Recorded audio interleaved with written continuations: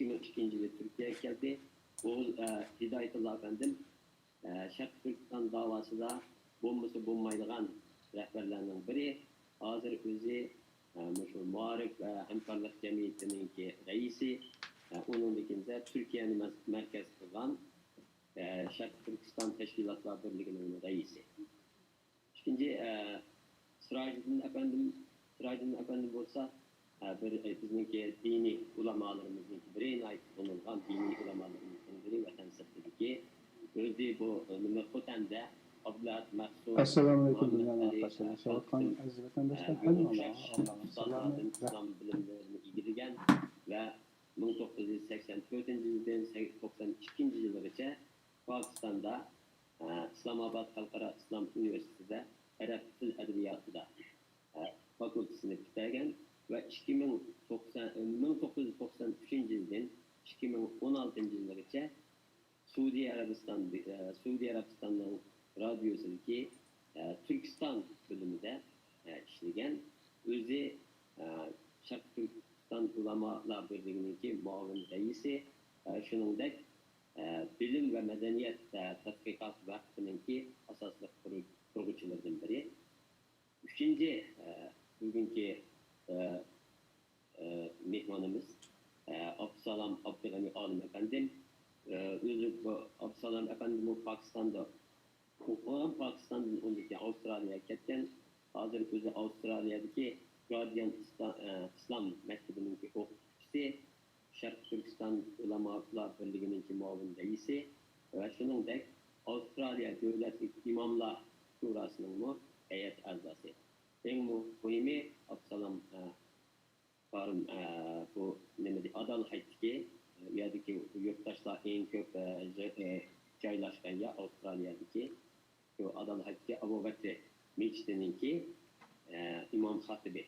Bizge o meçhid'i verip şu cuma namazını okuş nasip olgan, cennet cuma namazını Abdüsalam Farım okudu, yüzlügen yerde başka milletlerden teşkil tapan insanlar şu meçhid'de beraber namaz okudu.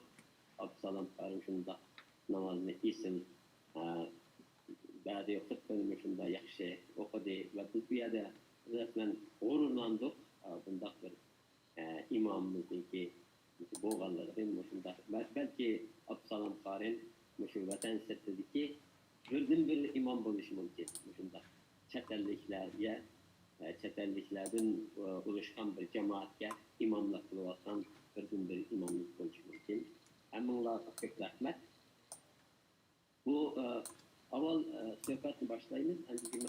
Hem suallar sorayım ben. Suallardan için bu meydanını bizimki ekran aldaki yayındaşlarımız açımız şu çağda sizler suallarını yazmış şekilde bizge evet verirler. Çünkü bu avazlık suallarını ülkenin birine çıkartan bunu tecrübe kıldık. Yaxşı çıkmay kaldı. Şununla biz karar verdik. Bu suallarını yazmış şekilde ivertilsin ve yazmış şekilde suallarını bugünkü mehmanlarımız sorayız. Onun cevap verin. Ben bu sohbetini şu Hidayetullah Oğuzhan Efendim ile başlayayım. Türkiye münasebetlerden başlayayım. Çünkü Türkiye bizim için ait mühim. Şarkı Türkistan davası için ve Uygurlar için ait mühim. Bütün dünyadaki Uygurlar Türkiye'nin Xitay ile olan münasebetlerini ait ondan küz tuatıdır. Küz olup. Şununla ben sualımı Hidayetullah Efendim'den başlayayım. Hidayetullah Efendim Xitay-Türkiye münasebetlerine nazar sağlığımızda bu münasebetlerin umumen iktisadi menfaat tayangan bir şekilde işgalliğini görebiliriz. Bu Wuhan virüsü oturga çıkandan keyin Türkiye'nin Xitay'dan bazı canlı hayvan ve şu münasebetlik bazı materyallarını import kılışını çekildi. Bu Xitay'ın narazılığa sebep oldu. Demek ki bu neden bu bütün dünya iktisadi cihetten bir nimek uçurgandek bir zerbi uçurgandek Türkiye mi şu Wuhan virüs sebebinden Xitay'ınki aldığın bir tedbir almasından bunu dünyaya to'g'ri xabar bermasdan mushundaq bir falokatga sabab bo'lganligi va Turkiyaning bundan ziyonli chiqadigandak bir nima bor, ehtimollik bor. Mushunda Turkiya iqtisodiy jihatdan mushunda bir ziyonli chiqadigan ahvol ostida. Turkiyaningki Xitoy bilan bo'lgan kelgusidagi munosabatlari qanday bir shakl olishi mumkin? O'ningda buningki bu yerdagi Sharq Turkiston davosiga va Turkiyada yashayotgan Uyg'urlarga qanday ta'siri bo'lishi mumkin? Xo'sh, Hidoyatulloh aka. Assalomu alaykum aziz ko'rilman qarindoshlarimiz, vatandoshlarimiz va hurmatli ustozlar. Menga rahmat aytma. Bizni xalqimiz bilan bu muhim bir temani xalqimiz bilan uchrashishga tashkilotga rahmat aytamiz.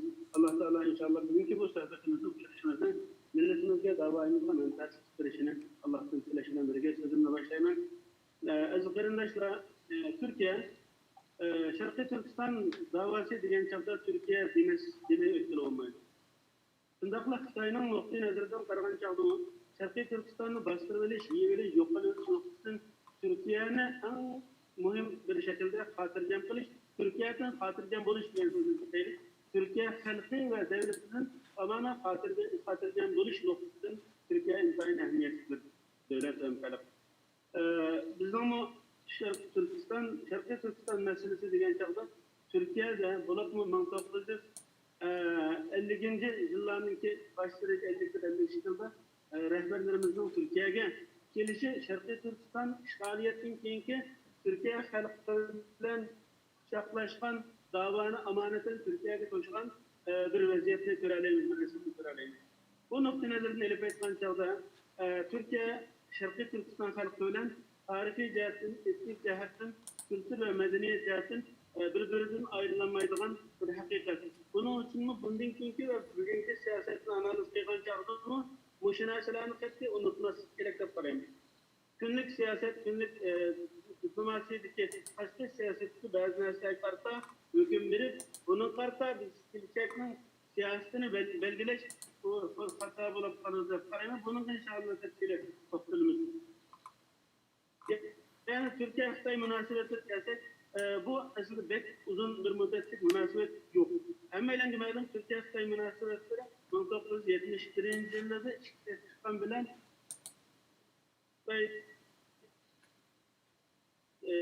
Bizde 1976'da Azerbaycan'ın hesabı çağda 1980'de yani Türkiye-Xitoy münasebetleri tamamen değişti. Ama 1980 yıldayken Xitoy-Türkiye münasebetlerinde azırak yoklaş birbirinin ilişkiye çıkan bazı mı? Bu bence en yani bugün Xitoy-Türkiye münasebetlerinin terakkiyatı bugün bu şekillengen noktada Türkiye-Xitoy tarihinde en bir zirveye bir çok çıkan bir vaziyeti görebiliriz. Ancak bu ahvalda bu Xitoy-Türkiye münasebetleri hakikaten aslında naite sünniyetlimi Türkistan davası tamamen buna dünkü ümiti üzerinde kararlı olmasa bence bu tamamen hata bir karar. Yukarıda Ömer Kanat Efendim'e Gipin'in söz başlaştı dedi ki Xitoy-Türkiye münasebetleri asasen devletin menfaat iktisadi menfaat asasında şekillenen bir münasebet. Xitoy-Türkiye münasebetlerini kökte bula Beijing'da ve Türkiye'de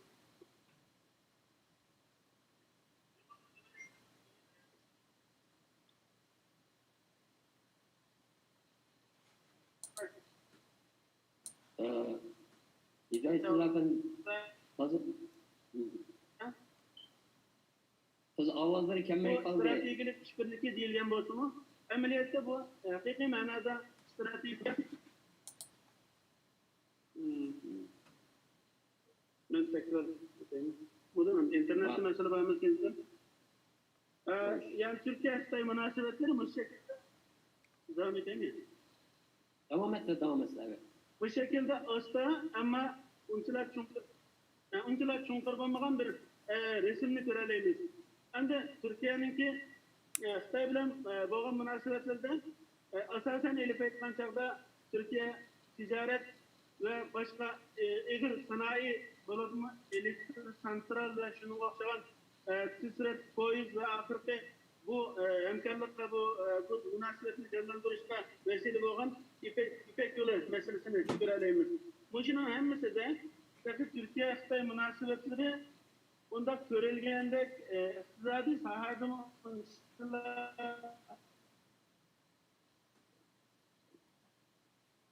Toza. Nima o'zlik kelyapti? muqimlashib ketgan, bir-biridan qo'shal bo'lsa bo'lib ketgan bir vaziyat yo'q. Davom etaymi? Avval Hozir bir ovozlar hamda. Mana bir ko'ch keladi.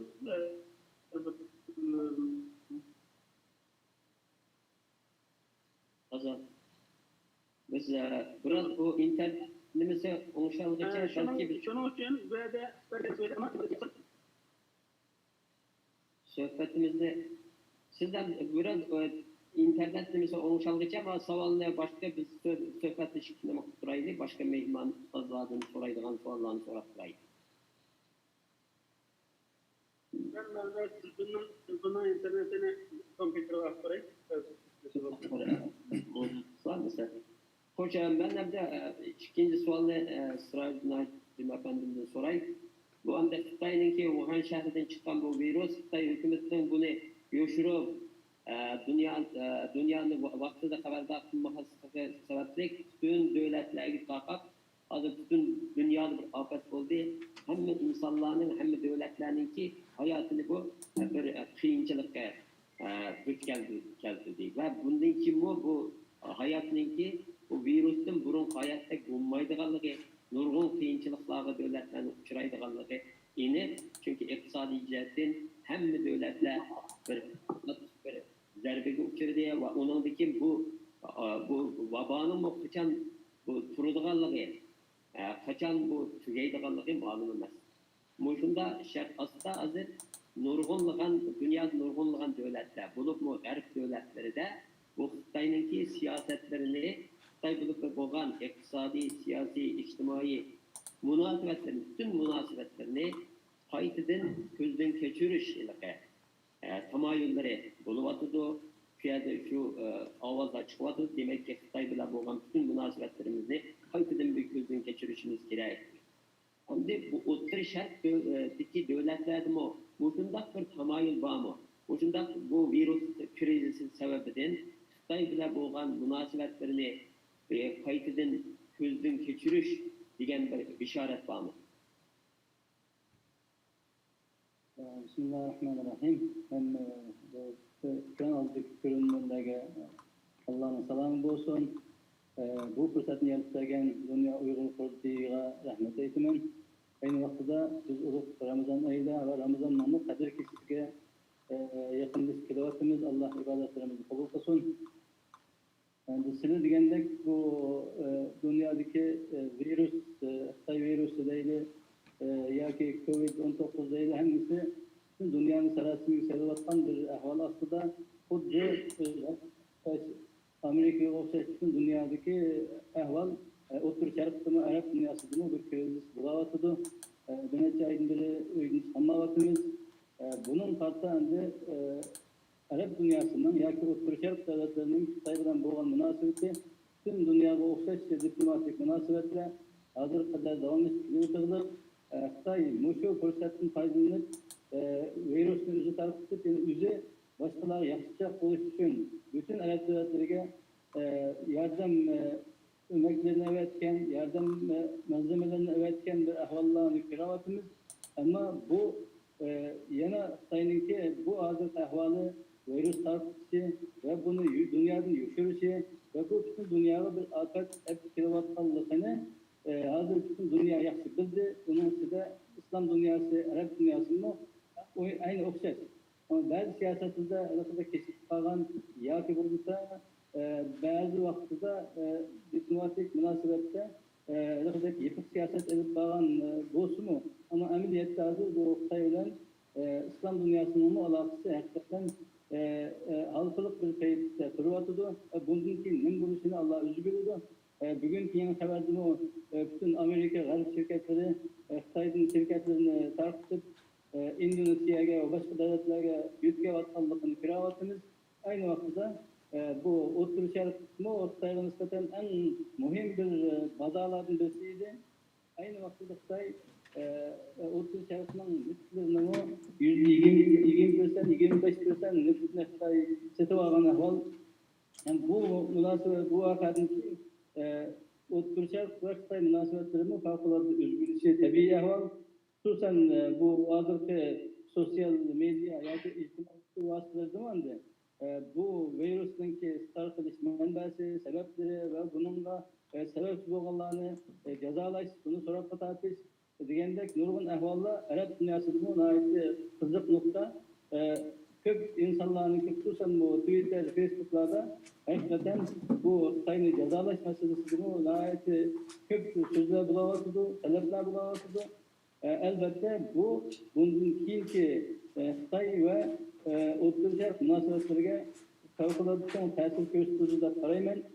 Elbette shunda bo'lishi lozim. Yani bu dunyodagi bu darajada eg'ir musibat, mayli inson yo'q bo'lsin, yüz binlarca adamın ölüşü, neçe milyon adamın virüsünüşü, aynı vaxtda iqtisodning qalay kirib qilishi, insonlarning psixik jihatdan bo'lsin, her jihatdan bo'lsin, bu ig'ir ahvol kelishga sabab bo'lgan har qanday bir taraf, har qanday bir davlat albatta buning hisobini berishga to'g'ri keladi. Buning albatta bunda islom dunyosimi, O'rta Sharqmi buningga boshqa dunyo davlatlaridan o'xshash bunun sebepçilerini hesap soraydı deb qaraymiz. Elbette shunda bo'lsin inşallah. Hocam hazır Hidayetullah Efendim'ninki internet mesela ulandı deb o'ylayman. Avazlar kelmedi. Endi keldimi? Endi keldi. Endi hoş bu Türkiye Xitoy munosabatlaridan yaxshi ma'lumot berlar. Bu munosabatlarniki bu ikki yil tarafı stratejik hamkorlik degan bo'lsa bu uyaga yetilganligini bu ikki davlatning bu asosan o'tgandek iqtisodiy manfaatga tayangan bir munosabat ekanligini so'zlab o'tdik va sizce bu Xitoy Türkiye munosabatlarida Sharq Turkistonning o'rni nerede? Sharq Turkiston meselesinin o'rni nerede?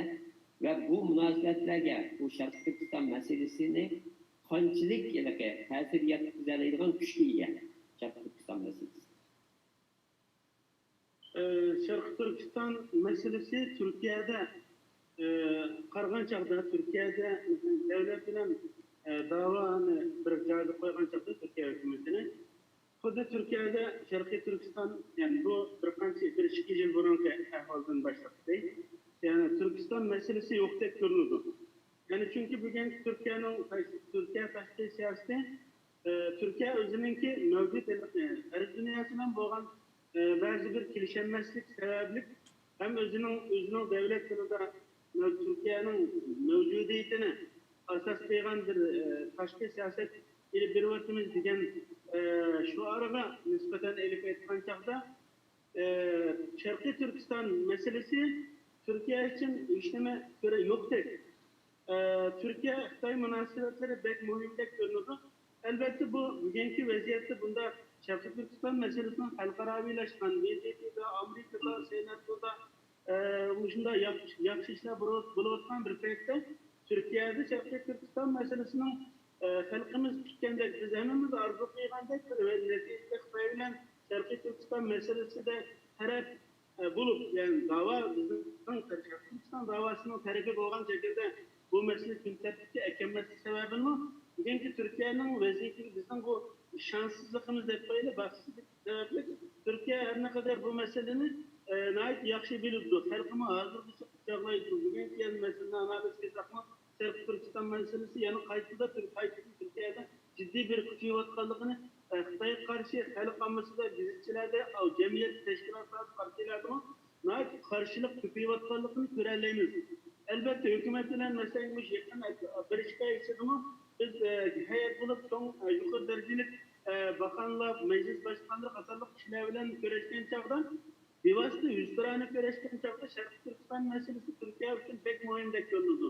Ama lekin tashqi siyosatga buni nima uchun bunda o'tirib ko'rilmaydi, nima uchun buni xalq his qilmaydi, nima uchun kunlik siyosatda buning ta'sirini ko'rmaymiz degan chog'da mana yuqorqi Türkiye'de uzun yıllar yakın Avrasya politikasını yani Türkiye'nin garip eksendin nimaga Sharqqa bo'libmi Rossiya, Xitoy kanalıga surat ekilgan bir kuch jiddiy xizmat qilayotgan bugun Türkiye'nin garbidan bo'lgan ba'zi kelishilmasliklar bugün bizniki rahatsızlığımız bilan bu meselede Türkiye'ninki biraz pasif tashqi siyaset elib berishga sebepçi bo'layotgan bo'lsin, amaliyotda Türkiye Sharq Turkiston meselesini men devletning nayati inchikilab taqiq qilayotganlik his qilaman. Chunki Turkiyada davlat Turkiston meselesini tartibga kelmagan bilan Beijingga borgan chog'da Beijingga Turkiyaning qanday bir heyet bo'lsa, derhal birinchi darajada onu tekshirgan masala Sharqiy Turkiston meselesi bo'lib chiqdi. Türkiye munosabatlari ichida Turkiya bir narsa deydi, Xitoy uni o'zining tilida bir narsa deb dunyoga jakalaydi. Türkiye onu inkar qildi, bu şekilde mujmal bir şekilde ketayotgan bir vaziyat var. Ama lekin men sizniki savollarni nuqtaga markazga kelsam, ya'ni Sharqiy Turkiston masalasida Turkiyaning devletning kun tartibini men his qilaman. Ko'rsatishlerimizda heyetlikda hem bugün Türkiye'de yaşayotgan bular bu keyingi Türkiye'de 7-8 jarayonida Türkiye kelgan ve yetib ketgan hisoblasak 30 mingga Sharqiy Turkistonlik muhojir keldi. Bu muhojir Türkiye'ye yerleşiga kambag'allik qilishi, bularni ekilmishi, 22 mingdan ortiq odamga uzun muddatli iqomat berish qatorliq nurg'un narsalarda hatto Sharqiy Turkiston davosining kelishagini takım yaxshi bir şekilde liderlerini yetiştiriş noktasında teşkilatlar bilen bularını hemkarlaşıyotgan noktalarını görken çağda Türkiye'nin Sharqiy Turkiston doğruda ciddi bir düşünce bağlılığını görebiliriz. Ama hem de to'g'ri sizning deganingiz, lekin bunda tarixga qarasak Türkiye'de Sharqiy Turkiston davosining ig'ir ahvollarga qolgan davrimiz masalan 90-yilda bu bir nima bilan tuttirish bilan bir genelge bilan hukumati Sharqiy Turkiston davosini asosan chekliganda Turkiyada hatta Sharqiy Turkiston boyitida qo'shishimi boyat ko'tarib mengishimi chekliganda hatta davlat ma'murlarining davlat xodimlarininki Sharqiy Turkistonliklar tarafidan uyushtirilgan yig'inlarga bormaslikka qadar ketgan bu ish. Hem de bu virüs krizisinden iktisadi cihetten acizlap çıkan Türkiye, mesela hazırda mesela milyarlarca dolar ziyan tattı Türkiye'deydi, 3 milyona yakın adam öldü. Bu önlemi de bu şart aslında Türkiye iktisadi yardımcı muhtaç kaldı. Bu iktisadi yardımdaki garipten ve Amerika'dan kelmesliği mümkün. Xitoydan kelishi mümkün. Şu bir şart aslında bizningki davomizning yana ashundoq bir oqibatga uchrash ehtimoligi bormi? 98-yilga o'xshash. Men inşallah takım yaxshi bo'ladi deydigan qarashlar sababi o'tmishda Mas'ud Yilmaz degan vaqtlar Mas'ud Yilmazning vaqti. Undan keyin diqqat qiladigan bo'lsak 1997-yilda Sharqiy Turkistonning azod uchun qurilgan ciddi hareketler, teşkilatlar oldu. Buna da Türkiye'nin rolünü hemmeden biliyoruz. Yani burada hemmeden içişten hacet yok. Yani 97. yılları, 96-97. yılları hatta 2000 yıllara kadar Türkiye bu noktada Sharqiy Turkiston azadlık hareketlerini nayeti ciddi bir şekilde kollab kuvvetledi. Bunu eleştirelim. Bu tashqi siyosatda elbette bugün dost olsa erken düşman bulaş imkaniyeti var. Mesela gidelim Türkiye münasebetleri 2009 yılı en yaman payette birbirine içti. Yani ürümçi kırgınçılıkla boğan vakitte, ürümçi kırgınçılıkla boğan çağda Türkiye başta Birleşik'in nayeti temkin tutdu. Hatta Taşka İslam Mühendislik Davut Oğlu Xitay halkından başsağlık dileğimiz dedi. O bizim konumuzda yerim koyan bir var. Bunlar bir payette karıdaki Sharqiy Turkiston meselesi nayeti ciddi bir bildirganlar urush o'tkazilgandek bo'layotgan bo'lgani uchun derhal Türkiye özündeki siyasi ciddi bir şekilde özgürlükleri şu vaktin başbakanı hazırken reisi cumhur nait eğer bir şekilde beni sen kırgınçılık kılıvatsan dep nim kıldı. Ondan keyin Türkiye Xitoy münasebetleri aslında takım jirik gerek olgan yerde Xitoy'un derigenlikine Türkiye'ye menfaat taşıtını körükünü etip münasebeti yaxşılaşıp gerek. Elbette bu arlıkta mutlaka bugün biçimi bir neçe etim konumuz yerinde olan ahvalda buldu. Biz bunu hükümet nimerge başbakan öyle, başbakan yardımcıları öyle şu dönemdeki. Hatta ondaki meclis başkanı nurgun ministerler bilen heyet bulup birleşik vaktimizde bu meseleyi keskin bir şekilde Türkiye'nin vicdani hem dini hem derindaşlık korkusu olursa ciddi bunu kimse ekilip geldik. Ama lakin bugünkü özel istediğim bahsetsi diyen koronavirüsün ikinci Türkiye meselesi gelse biraz Türkiye ciddi iktisadi kıyımcılıkta düşer oldu. Ben oylayayım ki bundaki Türkiye mesela gelecek Tayyip Erdoğan'daki Muşu 4. ayının 4. ayının 10 netçelere şeygan bir sözü var. Jigim netçisi. 4. ayının 21'e 24'lere AK Parti'nin seviyelik jigiminde bundaki halklara yeni nizamı New World Order diye nesli geliyor. Bundaki bu salgın nizamnamesi oturup çıkıldı ve dünyadaki bütün tamponlukla, kuş tamponlukları ve halklara münasebetle kayıtın gözden geçirilip yeniden reslenildi dedi. Bundaki Türkiye'nin ki bu garip dünyasının ki Amerika başında boğan iktisadi gelişemez noktasından nayet ciddi sürküleş hemen görüyoruz. Amerika, Avrupa'nın sayının bu münasebetlerden boğan çıkandaşlık münasebetlerinin tamamen çıkışın katsat çıkarvattan bir vaziyette Türkiye, Asya devletleri, Asya, Orta Şerif ve Afrika'nın ortada Avrupa ve Müşriklerin ortada boğan bir merkezi noktada üzerine içinde koyulan bir devlet boğan için ben deyimem bundan ki Türkiye'ye bir fırsat yaratıldığı da karayım. Çünkü Amerika ulan jirikleşle birlikte bu meselenin sanayi işlet çıkarış meselesi de bundaki alternatif izlevatlarlıkta Indo-Pasifik bölgelerde ve hatta müşahedin Türkiye'nin bu noktada bir nim bularlaydı, örnek bularlaydı iken tartışmalar, uzmanlar bunu mutlaka bunu değiştiriyor. Bunda bir peyte Türkiye üzümü bir neçe ifadede biz bu sanayi üretim işlem çıkarış noktasında Türkiye gerekli Avrupa'ya nayete yakın, yakşı bir fırsat bulundu der. Bunu devletin sonunda bayanatları var. Bunda bir peyte ben demek ki Amerika garip buna bu Orta Şerif'teki Amerika'nın bir vasıta bundan bulunduğu da askeri ve iktisadi cihetin tamamen yeminizin soğukçılık uğraştırmada çatılan vaziyetin çekinoğullarlığını hemmeyle bilmez. Bu beytte Türkiye, Amerika, Türkiye'nin eski ittifaklışı olan Türkiye'nin bu meselede mesul kılışı, bulabilen gelişeceğini isteydi de oylayma bunun da işaretini koydu. Türkiye'nin bu Amerika ve garip bilen yarış kılış noktada bir yakınış oluşu mümkün. İktisadi menbaada Xitay'ın yardım edemez. Türkiye üzü bölgede iktisadi bir meyli enerjiye yakışık olsun, sanayi işletmesi olsun, bir alternatif bir kullanılan geliştirilen bir havası bağlılık Türkiye bu noktada biraz ayaklık siyaset tutuşu mümkün. Çünkü Xitay Suriye meselesi Türkiye'nin taşkı siyasi zıt bir cephede durmaklarını Türkiye mi biliyordu? Afrika'da mı şunda? Onun için ben koronavirüsten ki Türkiye biraz farklı, garip bilen biraz yakınlaşılan bir Türkiye bunu da parayım. Rahmet, Hidayetullah efendim.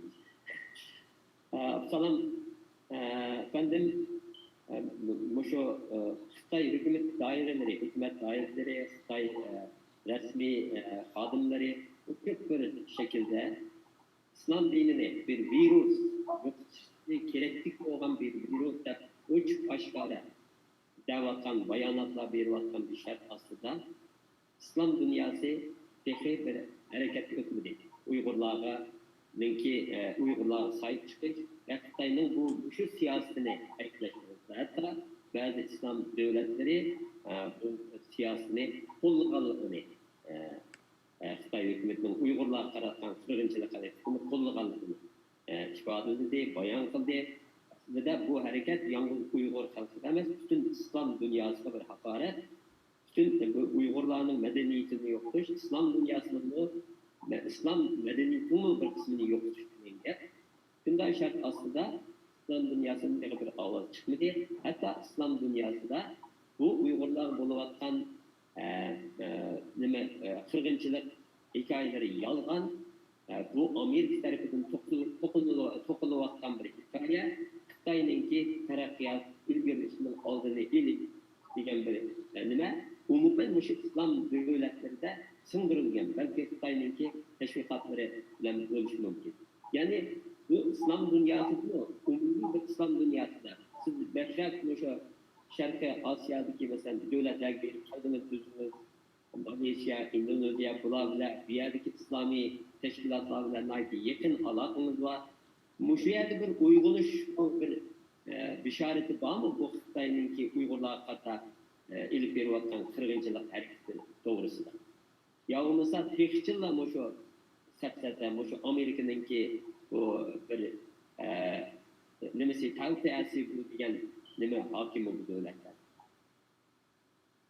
Rahmat. Assalomu alaykum va rahmatullohi va barakatuh. Bismillah, alhamdulillah, ve salatu ve selamu ala Resulillah. Allah subhanahu ve ta'ala hamdü sana, Peygamberimiz Muhammed Aleyhisselam'a gazı selam yollayınız. Şu ikram arkadaş bizlerden tutulatan bardak satışlarla kadınlaştırımға bugünkü bu kadir kitti yaptırılған bu 27.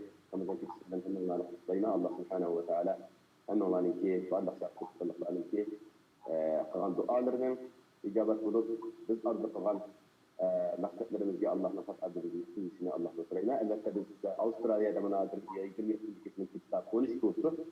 Belki biraz hızlı olmalı. Onların için ben kitap buldum. Bismillah. Bana bu vaktin saatke. Bu arkalık ben demin demek istediğimde biz dünyanın her yerde oturup her xil fikirlerini kıtlaqımız, oyunu sanatımız, dünyanın hem yerde her xil özgürlükler, hem sahada, hatta kurdu vaktini özgürlükle okşaş, siyasette özgürlük,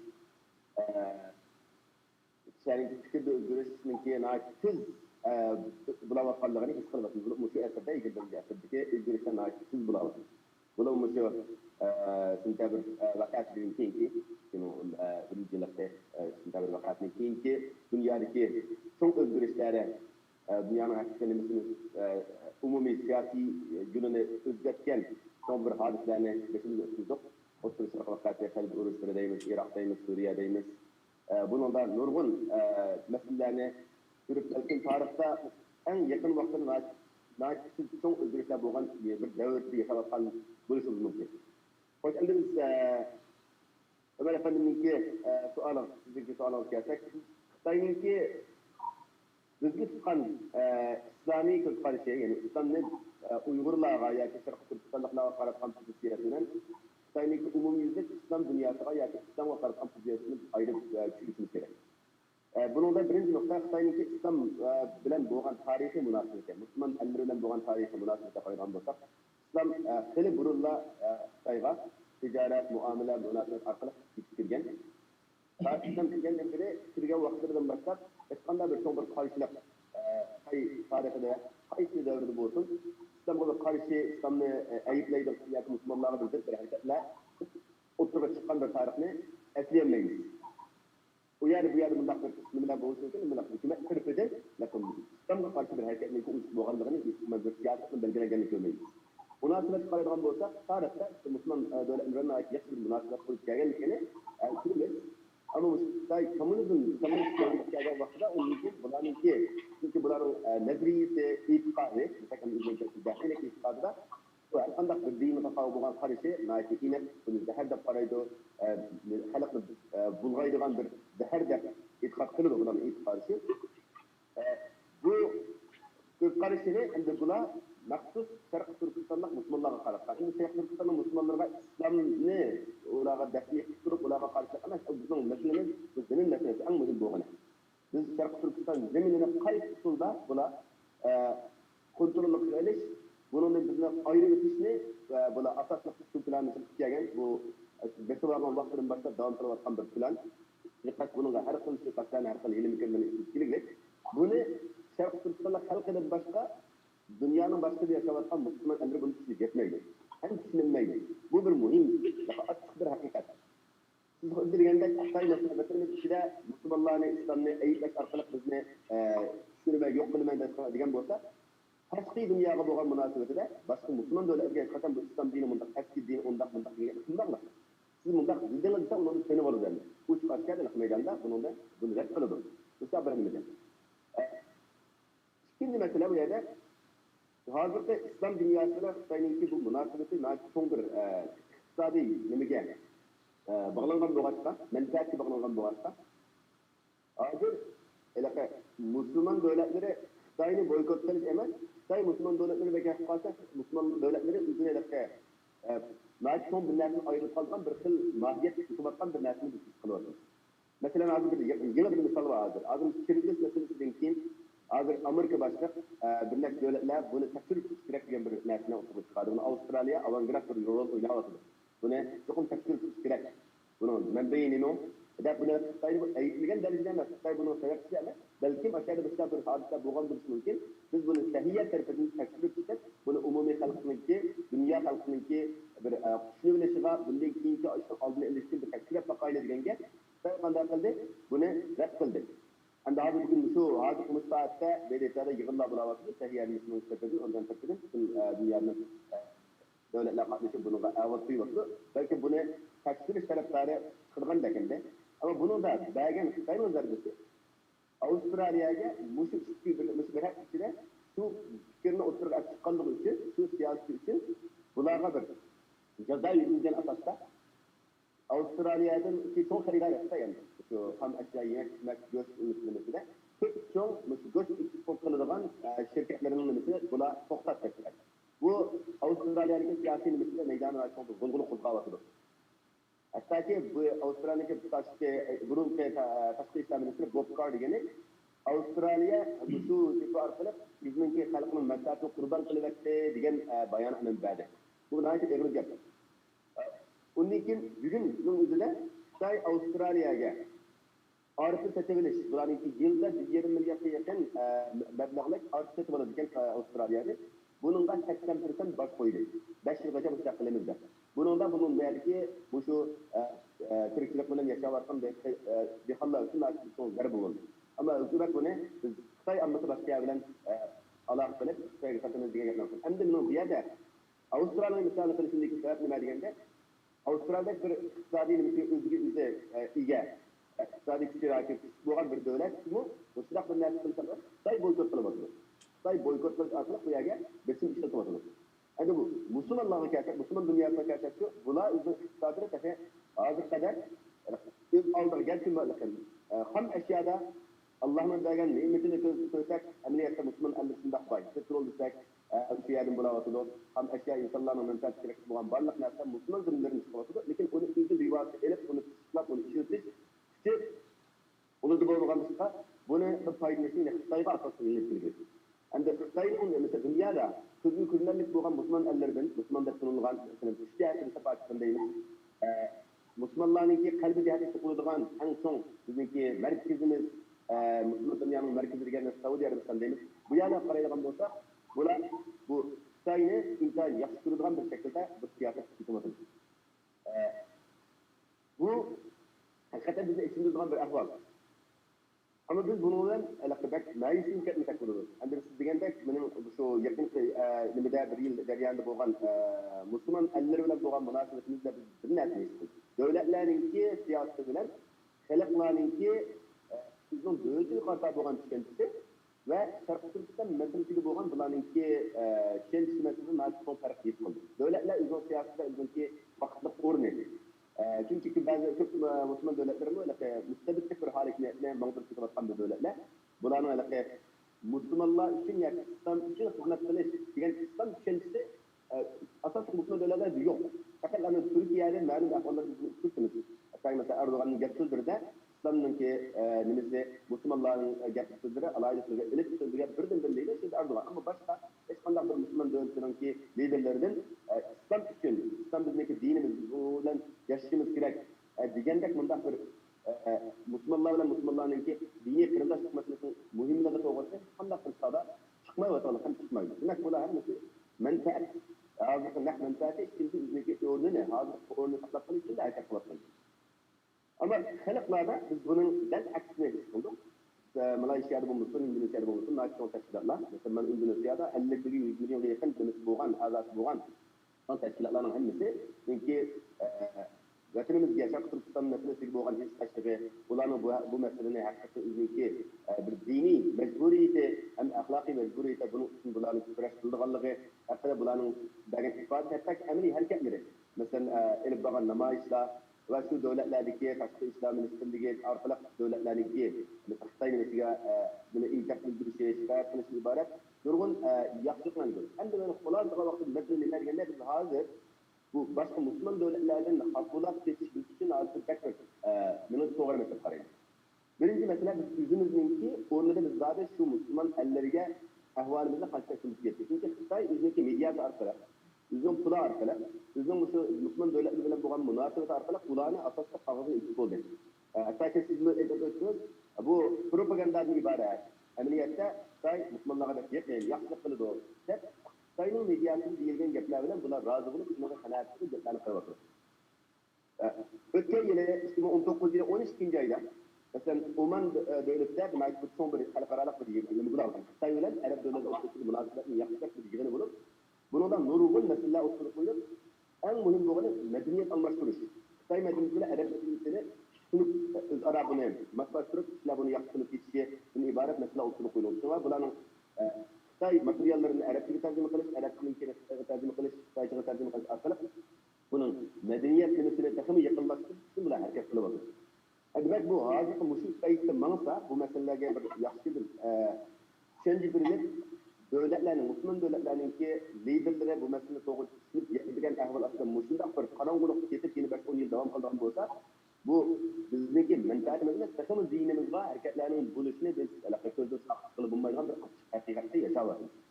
Shunga bu yerda bir qarindoshimizga mening iltimosim, ba'zi bularni Müslüman devletlerin meni istifade bizga degan ayıplab, xatolab, haydab gap qilgan ishlar bor. Bu mening to'g'ri bir harakat emas. To'g'ri, inson bo'lganligimiz uchun, Müslüman bo'lganligimiz uchun ularni buni kutimiz.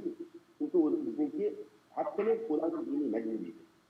Bunu haberlerle de biz haklı kaydakla ulanı vazgeçmek var. Çünkü bu liderler özgürlüğü, devlet özgürlüğü, siyaset özgürlüğü, müşrik kriz meselesi, bunun ilk vakıfta nurgun Özbekistan'a kapı kılıç mümkün, yenilikler akiliş mümkün, inşallah bunun bizim için yenilikler buluşu mümkün. Biz oyunumuzdan, ötken yine bu yıl Ramazan toğusu kandak bir tasavvur mu kılamayız? Diğeriyle biz eski bir namaz okumayız ise, Xitayda mümkün bunu bu vatanımızda Uygurlar namaz okumaydı ama başka dünyada Müslüman ellerde bir Ramazan usulü söylenmesine insan tasavvur kılmaydan bir hale çıktı. Ama bu yıl Ramazan'da insanlar öz işlerinden baramaydan bir hale şekillendi. Ama bir yana İslam'ın özgürlüğünü elbette Allah uğurlaştırdı. Biz hazır emri meydanda dünyanın ayıp gayriyetiyle bu vatan milki hizmetine kalabatkan teşkilat abu musun, şahslar abu musun, diğerler dini zatlar abu musun. Hemimiz yüzümüzün yüklendiği mesuliyetini gayet %100 bunu amilleştirip halk arkalar. Müslüman devletlerdeki halkı bilen boğan münasebetini takım içecektir. Şula arkalar bu meselini devletinki siyasi nimizge etkilişke erkek kardeşimizge bundaq boğanda ondaki policy making işleri buldu devletinki siyasi kardeşimizde bir yerden bulması bir yerden buna doğru düşündüğün adamlar çıkıdı diyen bir umut demek. Çünkü biz bazı bu devletlerinki siyasi rehberinde bunu çok unutuyorduk ama bunu biz bunu atıp bir yerde değiş bazı vaktinki elimiz takazat ama inşallah münasip vaktiga vakra buna mutluluk inşallah. Hoş, rahmat sizga şu o'zingiz deganda albatta Müslüman devletlerinin siyaseti ortada ular Xitoy bilan munosabatlarni yaxshilash sağlaydi, iqtisodiy jihatdan onunla muhtaç bo'lishi mumkin. Ama xalq boshqa dedingiz o'zingiz bu endi xalqqa biz buni singdirishimiz kerak, xalqqa o'rgatishimiz kerak, xalqqa tushuntirishimiz kerak. Bu qaysi yol? Siz mesela özünüz Müslüman devletlerini ziyaret kıldınız, bilesiz. Hemenlarga bu sual. Bu Müslüman devletindeki halkları kandak erişemeyiz. Qaysi yol bilen insan yok erişiş bularga. Andaqda bularning bu engini o'zgartiramiz. Davlat tarafidan ya rasmiy matbuot tarafidan qildirilgan qarorlarni undaq o'zgartib o'zimizningki haqiqiy vaziyatini o'zimiz qondiramiz. Qaysi vositalar? Hammalar. Birinchi bo'lsa men ikki yil vaqtda hozir biz inson usul davrida yashayapmiz. Inson yo'qotgan usul davrida yashayapmiz. Hozir yashayotganimiz butun dunyoda xalqlar hammasi ko'raydi, anglayoladi. Biz endi mushtoq suhbatni birinchi bo'lganda bu suhbat hozir mas'uliyatimiz bizki faqat shaxsiy xizmatlar uchunla foydali bo'lgan bir suhbat. Yani biz bu shunday bir suhbatlarni ingliz tilida, arab tilida, mesela urdu tilida demdik va yoki shu davlatlarningki shunday siyosiy nimalarda tashkilotlar bo'ladi, NGO'lar bo'ladi. Shularningki liderlar bilan aloqa qilib shunday bir konferensiyalarni qilsak, ularga biz o'zimizni agar ziyorat qilib imkoniyat bo'lsa uni qilishimiz kerak. Bu albatta ilmli bo'ladi, buni ilmini haqiqatan ko'rdik. Yani bununla birinchi odam sonimiz, kuchimiz, iqtisodimiz nurg'un masalalar bunga taqsidamdi. Xalq vaqti mana qilman deblan o'tib bo'lgan bizga undaq bir moddiy kuchimiz yetarli emas. Albatta bu inshaalloh yaxshi bo'lishini umid qilamiz. Bunga haqiqatan Turkistonda xalqimizga alohida bir ahamiyat berishi, boshqa bir maydonga chiqib xizmat qilmasmi, mushundaq xizmatni qilayotgan tashkilotlar orqali moddiy jihatdan yordam berib, ularni yo'lishi muhim. Bu birinchi nuqta. Chunki bizni masalan bu siyosiy harakat qilayotganlar boshqalar aloqamiz qilamiz desak, bizning atrofimizda bo'lgan o'zimizning qarindoshlari mushuni qo'llash kerak. Eng muhimi. Atrofimizdagilar buni moddiy jihatdan qo'llamaydi. Bununla bir savrchanlik bilan buni natijasini savrchanlik bilan tutmay, voy buni bardonga qilding, nima ko'rdingmi, nima yutgan yo'q, nima natija oldik debla uni. Biroq men bir ko'rish bilanla, bir uchish bilanla natijaga nima qilsa, u vaqtda ham tasir. Xatolashmiz. Bu siyosiy yo'l, uzun yo'l. Bizning masalamizda ham uzun, nima sabrin talab qiladigan to'xtamay harakat qilishni talab qiladigan bir yo'l. Va biz buningda xalqlarning yurishib yaqinlashishni nurg'un mushkil orqali qiladigan nurg'un xizmatlarimizni qila olamiz. Qilyapmiz tashkilotlar masalan Dunyo Uyg'ur Kultimi o'zimiz bilan qilyapti, ma'rif tashkilot qilyapti. Hamma sohada alhamdulillah bo'lyapti. Masalan arab fanlariga bo'lgan ziyoratlar bor, buni yaxshi ilmi bo'ldi. Bu bilan taraqqiy qildirishimiz kerak. Matbuotlarimizni buni biroz taraqqiy qildirib, yana har rayonga qarata bir matbuot nimalarimiz bo'lishi kerak. Mesela Arap devletleri karşı Arapça buluş gerek, toplumda bir lozimlik bulandığı yoki aylık yıllık degandek narsalar. Ahvalimizni ko'proq qilishgan. Bizning bular musulmon davlatlar bo'lgan munosabatimiz ko'proq aslatadigan. Ular bilan bizniki diniy qarindoshlarimizniki naqadar muhimligini ularga aslatadigan masalalar orqasini o'tirib qo'yib nima qilishimiz. Chunki xalqlar buni diniy nuqtadan qaraganda har qanday bir musulmon qabul qilmaydigan hadda emas. Hech kim yo'q. Bu mening ishim emas ekan deyanmaylik hozir. Hattoki Falastin halkı beşiktaş'a varkan mutluluk eğer küllerimi, Mescid-i Aksa'da Uygurlar için Allah'a dua kılınan ahvallar var. Uygurlar için şu yardımı namayişe ötülen ahvallar var. Demek bu İslam'daki arkalık bizimki bağlanışımız bu insan için bağlanışımız. Bunun ehemmiyeti, bunun kıymeti intihar zor. Ama hazır o vaktin ki muşu takazasında siyasi özgürlükler tüfeyle liderler ya hakimiyet üstündekiler bu meselesini kesmesini ama dokun bu yana kayda esnetildirilen. Bunun kıymetine dünya yine kayıtlı tünü Müslüman ellere İslam dünyası kayıtlı tünü bir bak. Çok mutlu oldum inşallah. Hidayetullah özleri Peygamber Bu doğru biraz yapılay. Yusuf Absalom Karacın diyendek elbette İslam dünyası neyle hükümetlerin siyasetinin başka siyasetinin boyutunu katıyla biz kendimizde bu davanın eliyle 1 milyar 800 milyon Müslüman kardeşlerimizin kendimizde ilişkiye ihtiyacımız var. Biz bu şu meyle Amerika, meyle Türkiye'nin başka Japonya, Katarlık, Norgun devletinin diplomat kişilerden görüşken çağrımı deydiğen nesne İslam'ın meselelerini Türkiye ve İslam dünyası arkalık hareket kılıştı, cıprak filan tutuşanlar gerek diyenler tavsiyelerini belgelerini anlamadı. Bunun için meylonda tavsiye gelsin kendisinin sayınımı Şarkı Türkistan meselesi de İslam dünyasıyla bu bina kılıortan münasebetini gözlüğün baksak biz mesela Endonezya'ya, Malezya'ya baksak, bağlan eğitirler Akıdın Xitay Tundan delegasyon bilen heyetinden biri bu insanlar yalan sözleydi. Mana kötü mağaların anlamama Müslümanların hep ula alaydı film işlerden anlatıp peygamberlerin hep tekrar biz akıdın başka bir iki grubuna evet yani kuşçunu anlatışka videoluk delilleri yani getirip aparıp bu yüzden bir nasip oldu dedi. Şu anda biz burada mühim olan nasıl halaklı kelime bir konuda alımızda elbette biz bu devletin köpüncüsünün rejim meselesi var, siyasi kıyıcılıkları, özgürsüzlüğü kıyıcılıkları var devletler.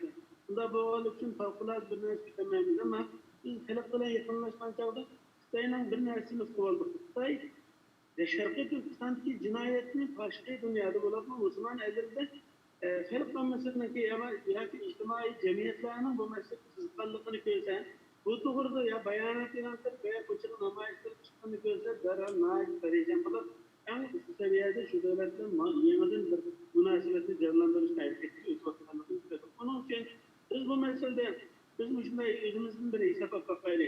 Mesela bizim cemiyetimizde tolunmamış samaver paralı şekilde Şarkı Türkistan'ın geleceğini takdirini belirleyen vaziyet iki kişinin demek kötüleyen anlamında da hükümsüz olan.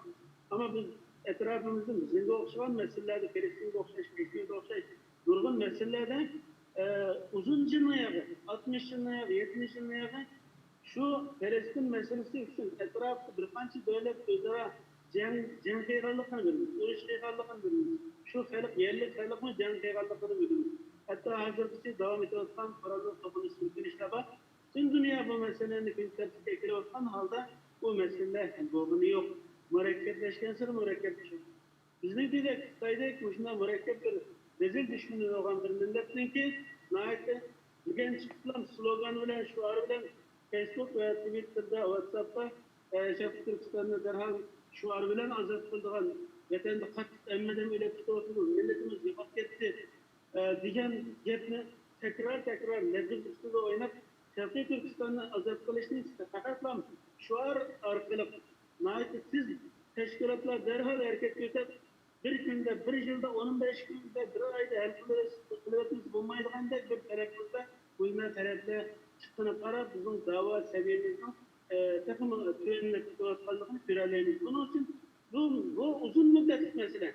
Bu İslam dünyası bilen, seferkarlık bilen bütün teşkilatlarımız, imkaniyetlerimiz seferber kılıp üyede jığın, konferans, seminer, sempozyum, Varkel münasebetinin küpüyüşü bu münasebetlerini halk seviyesi düşürdü. Halk seviyesi düşken çağda o milletin akılları, yazarları, yazıp çizgen çağda hükümetin siyasi merkezlerinde özgürlük peyda oldu. Akarmış, bizim teşekkür edilen birisinin yukarıda mesela bir kanç devletli boyadık, şu devletli boğan bir kanç kaçınlık ziyaret neticesinde mesela Malezya'da, Indonezya'da bir neticesinde bir faaliyet tecrübeyle değerli kılanda vatandan sanatçı oyuncumuz degende müşahede biz verip münasebet kurgan teşkilatlardan iltimas kıyganda ular koççuluk namoyish qildi.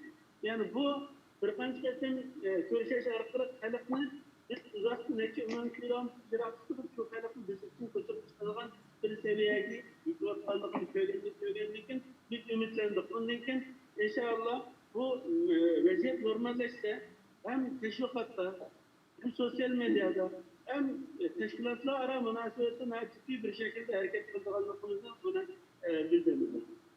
Rahmet Hidayetullah'cığım.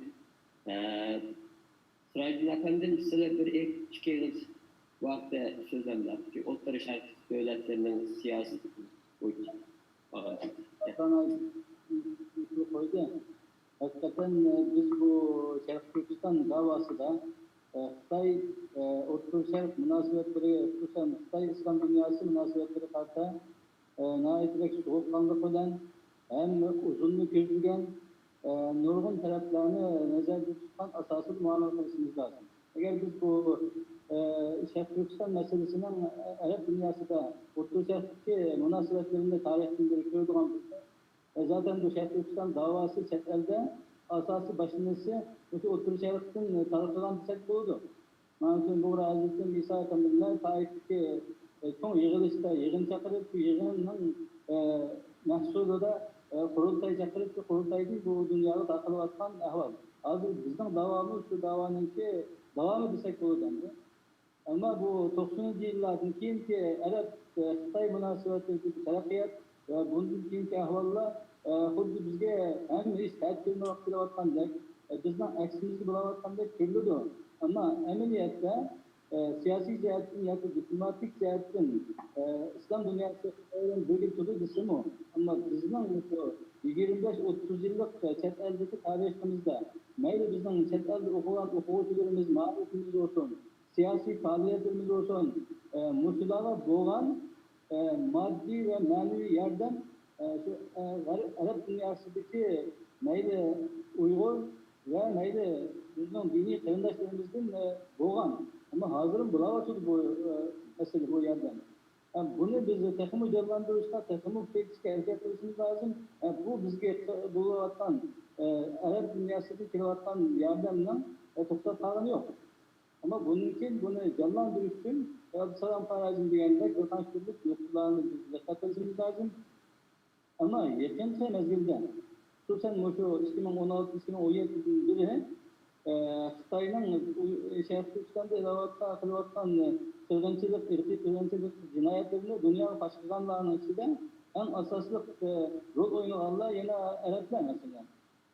Halid Siddiq degan bir bola 2018'de bo'lib Sharq Turkistonni ko'ylab ya da bulayotgan zulmning ne kadar ağır ekanligi, lagerlarning borligi, hatto yo'llarda kichik bolalarning kim o bir odam assalomu alaykum desa, uning javob berish emas, sen bu gapni qilsang bizning bo'yinimizni kesidi deb ishorat qilib uni to'xtatgan ahvollarni butun arab mediasiga tarqatayotgan bir bola shuni qilgan bundan qilyapti, hozir qadar davom etyapti.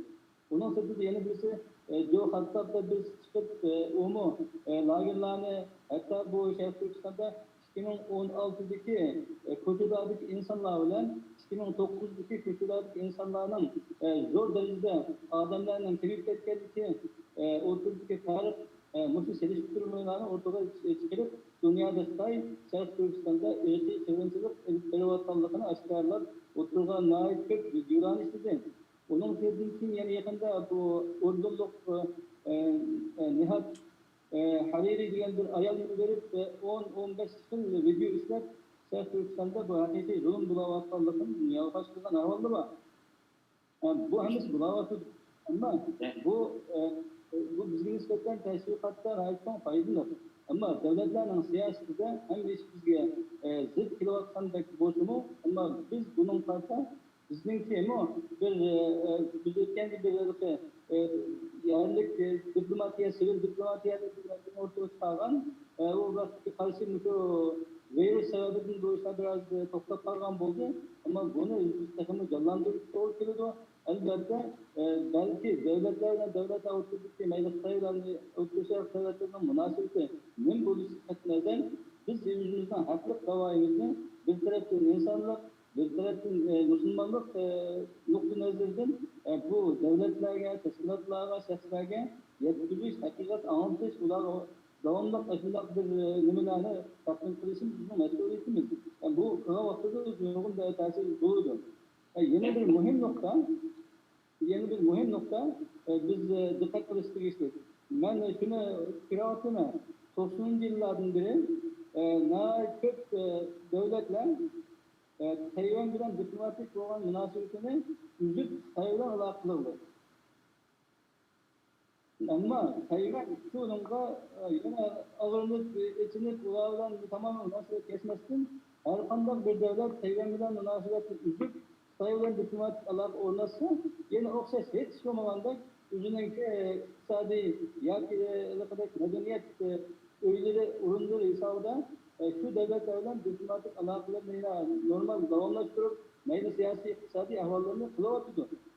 Bunda bir ahval aslında bizde aktarikimiz yok, olduğu için devlet yok. Bunda bir ahval aslında biz başkalarının hakkı, başkalarının ağırlık, münasebet ülkesi olan biz yanlıkları bulurdu.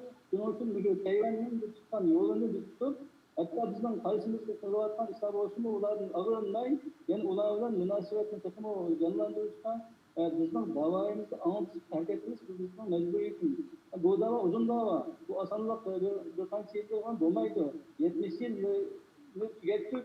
bunun için kaçangacha devam kılıyordu Allah biliyordu. Ama bizden en ahirde nefesten tırnaklarımızgacha bu davayı davamlaştırışımız, bu yakınca dünyanın terakkiyatı, hatta Şarkı Türkistan davası da dünya iki taraf bulup kalıp taraf tutuyor. Bu ahvallar bizge karşı bize faydalı, mühim mesele. Yani bunu kança tarafdarlarını köpeytişken hem dünyanınki dikkatini bizge karşı hareket kılsak biz elbette inşallah bir gün sözlerle kılırız ama bu yön için nahit köp hizmetlerini kılışta hareket kılış doğru değil o zaman. Rahmet Sıracınacım, rahmet sizge. Ama elbette Müslüman devletlerdeki bazı şahslar qo'ldan kelgan harakatlarni qilyapti. Nufuzli insonlar uchun bayonotlar ba'zi bir harakatlar bo'lyapti. Lekin endi bu Xitoy hukumatining bu tashviqoti, bu yolg'on degan tashviqoti bizni yolg'onchiga chiqarib, o'zini bu Uyg'urlarga, islomga, musulmonlarga hurmat qilayotganligi, uning diniga hurmat qilayotganligini bu da'vatini hozir islom dunyosida bu yani Amerika'nınki bu hareketini bu onaysız halka düşürüp koyuyordu. Garip devletleri uç kaşları Xitay'ı ayıplayıyordu. Uygurlarga zulüm seliyordu sende. Uygurlarga taratkan kırgınçılık hareketinin tokta. Bunların dinine, medeniyetine yok düşündürüyordu sende. Lakin bu Müslüman devletlerden burada uçuk bir ayıplaşmanın ki bulmağanları bu Müslüman dünyasında bir şekillendiriyordu şu. Bununla hem bir yerdeki şikayet Müslüman devletlerinki uçuk hiç kayısınınki Türkiye bir kesim kaldı. Kalan Müslüman devletlerinin uçuk şekilde Xitay hükümetinin bu hareketini hiç olmasa kırgınçılık hareketini ayıplaş. Dostane şekilde verip hiç olsun Xitay hükümetine biz sen bile dost ötümüz, münasebetlerimizni yaxşılashni xohlaymiz. Lekin bu bizning dinimiz, bizim Müslüman, sen aslida bizga bu bizning xalqlarimizga buni tushundirolmaymiz. Sen Uyg'urlarni shunday qilib deb Xitoyga ma'vu shaklda deyishni deyolmaydi degan nimalar bor albatta. Ammo hozir endi vaqtimiz, ya'ni jiddiy savollar bor, sizlarning vaqtimiz oz qoldi. Shunga hozir nimani bu meydanını ekran aldığındaki qarindoshlarımızga açımız, ularning ko'p savolları var. Savollarını evet başladı. Birinci sual boyam nima Hidoyatullohim degandi, shunda hozir davlat qurish masalasida ko'p talash tortishuvlar bor Turkiyada. Shunga munosabat bir savolga Hidoyatullohim bir savol bu sualni Guli Hamid isimli bir kardeşimiz evet bu sualda da Hidoyatulloh ustazga sualdaydı. Türkiye'de bir demokratik bir sistemde, Türkiye'de demokratik bir sistemde yaşayotgan nurg'unlagan Uyg'urlar deydi. Hozir davlat qurish masalasida bir islomiy davlat qurish nimasi ustida talash tortish qilyapti Türkiye'de. Sizga deydi, agar bir davlat qurilsa, kelgusida Sharq Turkistonda qanday bir davlat qurilishi kerak? Türkiye'de bir demokratik davlat mı, yo'qmisa bir İslami bir Suudi Arabistan'daki bir İslami devlet kuruluş gerekli de soğan sorar. Hoş. Ben Türkiye'de yaşayattım ama Türkiye'de onda öyle devletini onda kuruluşu teşkilatlar arasında onda bir yapını anlatmadım. Biraz anlatmadım. Ben de özara grubunda özara erinleşen değişken barışmaktım ama Türkiye'deki teşkilatlar arasında devletin kandak kuruluşları yok devletini kuruluş nemisiga kirmadik biz hozirgacha. Ama ondan bir qarindishimizning qilsa sualini javob qilish nuqtasi biz Sharq Turkiston xalqi musulmondir. Biz musulmon bir xalq bo'lganlik uchun bir musulmonning uyiga chiqqan tomoq so'ygan qo'y qanday bo'lgan bo'lsa, natijaga bismillah deb so'yib, bismillah deb musulmoncha halol Alloh tomoq yegan tomoq yeyib bolalarni uyiga bo'lsa, inşallah şu anda kurulduğun devletin şu andaki %100 Müslüman karakteri uygun din etikadını kadirleydiğin, üstün tutulan, şunu garantiye kalıdığın aşında bir devlet bulunur. Bunun ismini kanda şekillendirirsek bunu da kıyın almayımız. Ama bu bugün Türkiye'de bunda bir savaş tartış teşkilatlar arasında ben bir bakıyorum. Hoş. Yani bir sual, Cevlan İsmail isimli bir kardeşimiz evet bu Hidayetullah Efendi'nin bir sual. Türkiye'deki Uygur kardeşlerinin deydi hazırlıkta şu virüs sebepli ahvalı kanda. Bu hakkında biraz malumat versin. Kırımdaşlar Türkiye'de hakikaten mesela burun şu virüsten burun bulup mu yeşil çoğunluk kalan, otur yaşlı misal alıp kalan kırımdaşlarımız erkek büyük yani zadının gibi kılayla aile başkanı. Ya ki sul ailesi yeri ölüp ketken veya ki vatan kirkisi çıkanma kalan diyen şekilde yani biz yardım kılıp teşkilatının ki sizinki karayılan varsa 700 kişi veya aile listemiz var. Ama ardından o virüs sebeplik küçümanın artık aile çizimleri değil. Bunun da bütün dünyadaki Şarkı Türkistan teşkilatları ortak hareket edip virüs krizi merkezi kurduk ve bu neticede %100 sertifikasyon kardeşlerimiz yardım kılamırsak mı bir şekilde melhem olduğun şekilde yardımlı konusu devam kılıvatıdır. Andaki yerlik teşkilatlar ve şahısların yardımlarını hatta devletinki, valilerinki, kaymakamlıkın yardımlarını onlarla görüşe şart kılıp hatta 1700'deki ailege öy kirası yardım kılmış doğrusunu talep sungan tutup o inşallah yakında kılımız diyen sözü biri oturdu. Bu şekilde kolumuzdan gelirse yardımlar bunu oturdu. İnşallah Türkiye'deki vaziyetin normalleşiyle birlikte bu takım azıydı da parayla ama lakin bizdenki bugünkü planda elbette yardım işlerimiz devam kıldık. Kardeşlerimiz için salatı açılamak salatı kapamadı, kanmaydı mümkün емес. Biz daha ilan kıldık. Bizim oyunumuzdaki kazanımızın eşit kardeşlerimiz için ortaklaştan ilan kıldık. Bunun da mesele yok. Ama lakin ben davanın kıyınçılıkını göz tutan halde biz bütün ömrümüz, bütün teşkilatının ömrü yardım tartış, yardım cemiyeti aynı etmesiz ki asas koygan halde inşallah bunun imkan ölümlerimiz ve ziyadelerimizin yardımı bilen kardeşlerimizle ben başta mütehassıs yeni kurulgan adamlar cemiyetinin plan projeleri bilen kardeşlerimizi bilip düşünüyorlar. Onlara perişanlıkları özünün küçüğü özünün ayrıca duralaydıran bir imkaniyet yaratış noktasında ciddi perişanlıklarımız inşallah. Bunu teşkilatlaşan teşkilatlarımız arada dava hem özgürlüğü meneyler gerek hem yardım işlerimi özgürlüğü ölçemle aşırı etmezsin onu devam kılış gerek yapıyoruz. Evet. Yani bir sual namsız bir kişinin kepti o nime bizdeki Ustaz Abdüsalam Alim Efendi'ye Assalamu alaikum hürmetli Abdüsalam Alim Efendim nime üçün Xitayning İslam dünyası bo'lgan muamelesi bilen Uygurlarning dini itiqadi bo'lgan muamelesinde farq bo'ladi. Sebep nima? Xitayning Uygurlarga qaratgan jinoyatlari aniq isbotlar bilan xalqaro medialarda oshkorlanayotgan bo'lsa, nima uchun musulmonlar dunyosi yanada Xitoyga ishonadi? Rahmet bu soruğa, hakikaten mühim soru. Ben bayım aytgandek, elbette bu yerda iki nokta ayrıntılışımız gerek. Xitayning Uygurlarga tutgan tuzlusi zemin meselesi. Sharq Türkistan'da besilip, YouTube etiş, yoklama etiş, hareketini üstüne tutuş için kavatkan şirkatları, şunun için bu da her xil şirkatlarını zaten içindeki Müslümanlar üstüdür. Ama bu ne? Kalaka hazır kadar Xitay sözde, biz İslam'a karşı yapmak mağlup. Ama onu düşündüğü vakta, Uygur meselesiyle vakta, Uygurlar bu yerde din namıdır.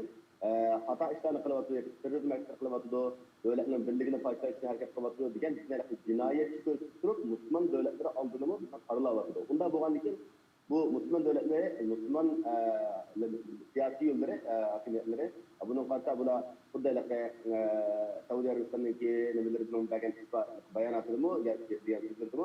Bunda bu cinayetçi boğan olsa, bunların cezalarından kullanmayı diyen yoksa, şeflerini imkanlarını bırakmıyorlar.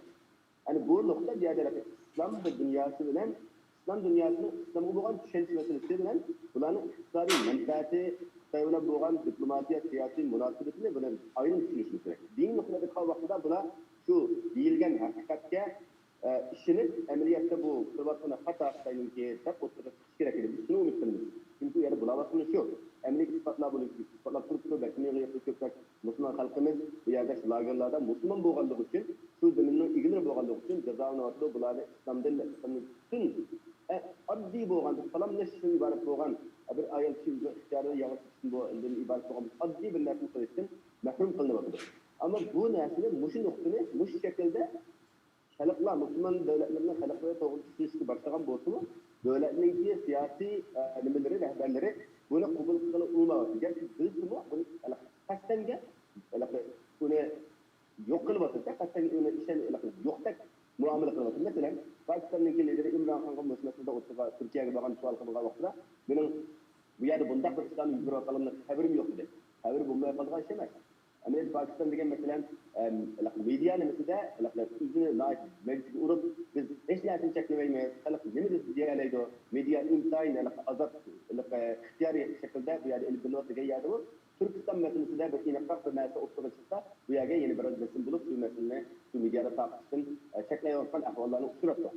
Mesela bir Saudiya bo'lgan bir faoliyatimizda Pokistondagi shu diniy ishlar ministri mesela kurashdik. Şu sebepten yüzüge inek bu meselenin vatandaşlığı desek bu kaçtan gepni atkaçıp inek cevap vergen onu bilir. Demek ki böyle devletlerin ki siyaseti hükümetin hakkında uzun şahsi şu anki konuya münasebetini birinci uzun şahsi menfaati bir zorunda koyuyor. Çünkü yani bir noktada mesela şu Müslüman devletleri bunu tutup yesinmeyeli. Bunu yetip bunlar bir işine bir Xitoyga karşı bir hareketini kullangan olsun mesela. Bir boykot qilish, iqtisodiy boykot qilishni biz talab qildik masalan, butun dunyo musulmonlari shunday qilish kerak. Bu Xitoyga bu qilayotgan zulmga qarshi bu ishni eng aqallisi musulmon qilish kerak degan bir chaqiriqlar bo'lgan ahvollar bo'ldi butun dunyoda. Bunda hozir ham reallik nima desa, musulmon davlatlar Xitoyni boykot qilib, Xitoyni ziyon tortish emas, Xitoy musulmon davlatlarni iqtisodiy boykot qilib, musulmon davlatlarni ziyon tortgan shaklda bir o'yinlar bo'lyapti. Xuddi men bugun Avstraliyani misol berdim. Bu küçük bir devlet mi? Bunun da biraz tersi bir sıralama. Yani Müslüman devlet bunun tahmin kokaydı. Pakistan, sayısız yaşamayacağın bir halette. Bunların en iyisinde kıyıp geçken, Ankara'nın geçken bir kıl, siyasi meydanda şimdi aktif başkan bir devlet. Arap dünyası bu mesele çıkanlar bir ihtiyacı yok. Lakin Müslüman devletlerinki garip devletlerin boğan yakın kımışı, oturuşu, Halid Uruşu, Falastin meselelerinki ki boğan ahvallarda garip meselelerin boğan şense bir az acizat kılırlar. Bu Irak bu mesela Palestin meselesi adlı kımdı Amerika başlatmıştı. Onda doğandaki bulanın ki bu gepiga say oy bilen billah degan mındaq siyasatını oynayotgan bu şu aldamçılık siyaseti tekrar. Xulasa vaqtida Sayın aldamçılık siyaseti bilen bu işte Müslüman ellere yakın İslam dünyası aldırıp getirildi. Ama biz bunu hakikaten tutunuş yine bayan Sırajlar degandek Efendimiz degandek bizning yüklengen bir mesuliyet. Bu yerda fakat Müslüman devletlerin eğitlap duyuşlarla emas. Yani bir misalını diğer oturup koymak değil, bir sorun da bir yerde, müstakbel vatanımızda sürüstürülen bir avaz doğanda, malum bir karşılıkla, Müslüman dünyası gelmiş ifadelerden bir hücum bilenle gep başlatan bir ahvallar var. Bu yerde garip ellerde yaşayan Müslüman kardeşlerimiz, Şarkı Türkistanlı kardeşlerimiz, bu meseleyi biraz okukanlık olarak düşünülmesi gerekir. Yani mesela bir eğitleşilerle, bunu yapılan mesele emas.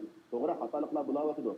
Bu hatalık malum bir noktadan kilometre bir siyasi bir liderler tarafından hakimiyet tarafından kilometre ama bunu bırakılan hemen yok olsa bizim ziyanlı aslında fayda etmeyiz. Şuna özümüzdeki dairesinde garip dünyada yaşayan kardeşlerin üzümün kapatanlar yapı faaliyetleri ve garip ellerde bunu öz cahide devam kılış. Ama Müslüman ellerde bulavakan faaliyetlerini doğru düşünüp doğru bu astrak terakki kılışı mümkün. Garip ellerde bulunması mümkün. Aslı boğusumu, lakin bu çupun aslı tedrici halde bu malum noktaga, biz az dokkan noktalara gidiyor. Noktalara bunu da şentimiz tamamen inşallah. Rahmet, yani ekran altındaki erendaşlarla bir soruşumuz var. Bu ben bayan müddet tuttum. Bu avazlık sual soraşımız teknik cihetten mümkün emas hazır. Sonunda suallarını yazmış şekilde iletinler. Kol kötegenler çıkıyor sual soraş için. Ama avazda savol so'rash hozir imkonimiz yo'q. Shuning uchun yozma shaklda avvatsanlar savollarni javoblaydi ustozlarimiz. Xo'sh, yana bir savol. Bu Abdurahim Osman nomli ismli bir qarindishimizdan keldi. Assalomu alaykum. Hammanglarning kelish oldidagi qadr kechisiga muborak bo'lsin. kılgan dualarınlarını icabet kılsın. Ben Türkiye'den Abdurrahim Osman. Esselamu Aleyküm Hidayetullah hacım. Türkiye hükümeti Uygurlar'a vatandaşlık verelim o. Vatandaşlık eliş için kandak şartlarını hazırlaş lazım. Türkiye'deki Uygurların iktisadi krizisi bütün dünyadaki Uygurların obrazını tesir göstermiyor. Yok, rahmet.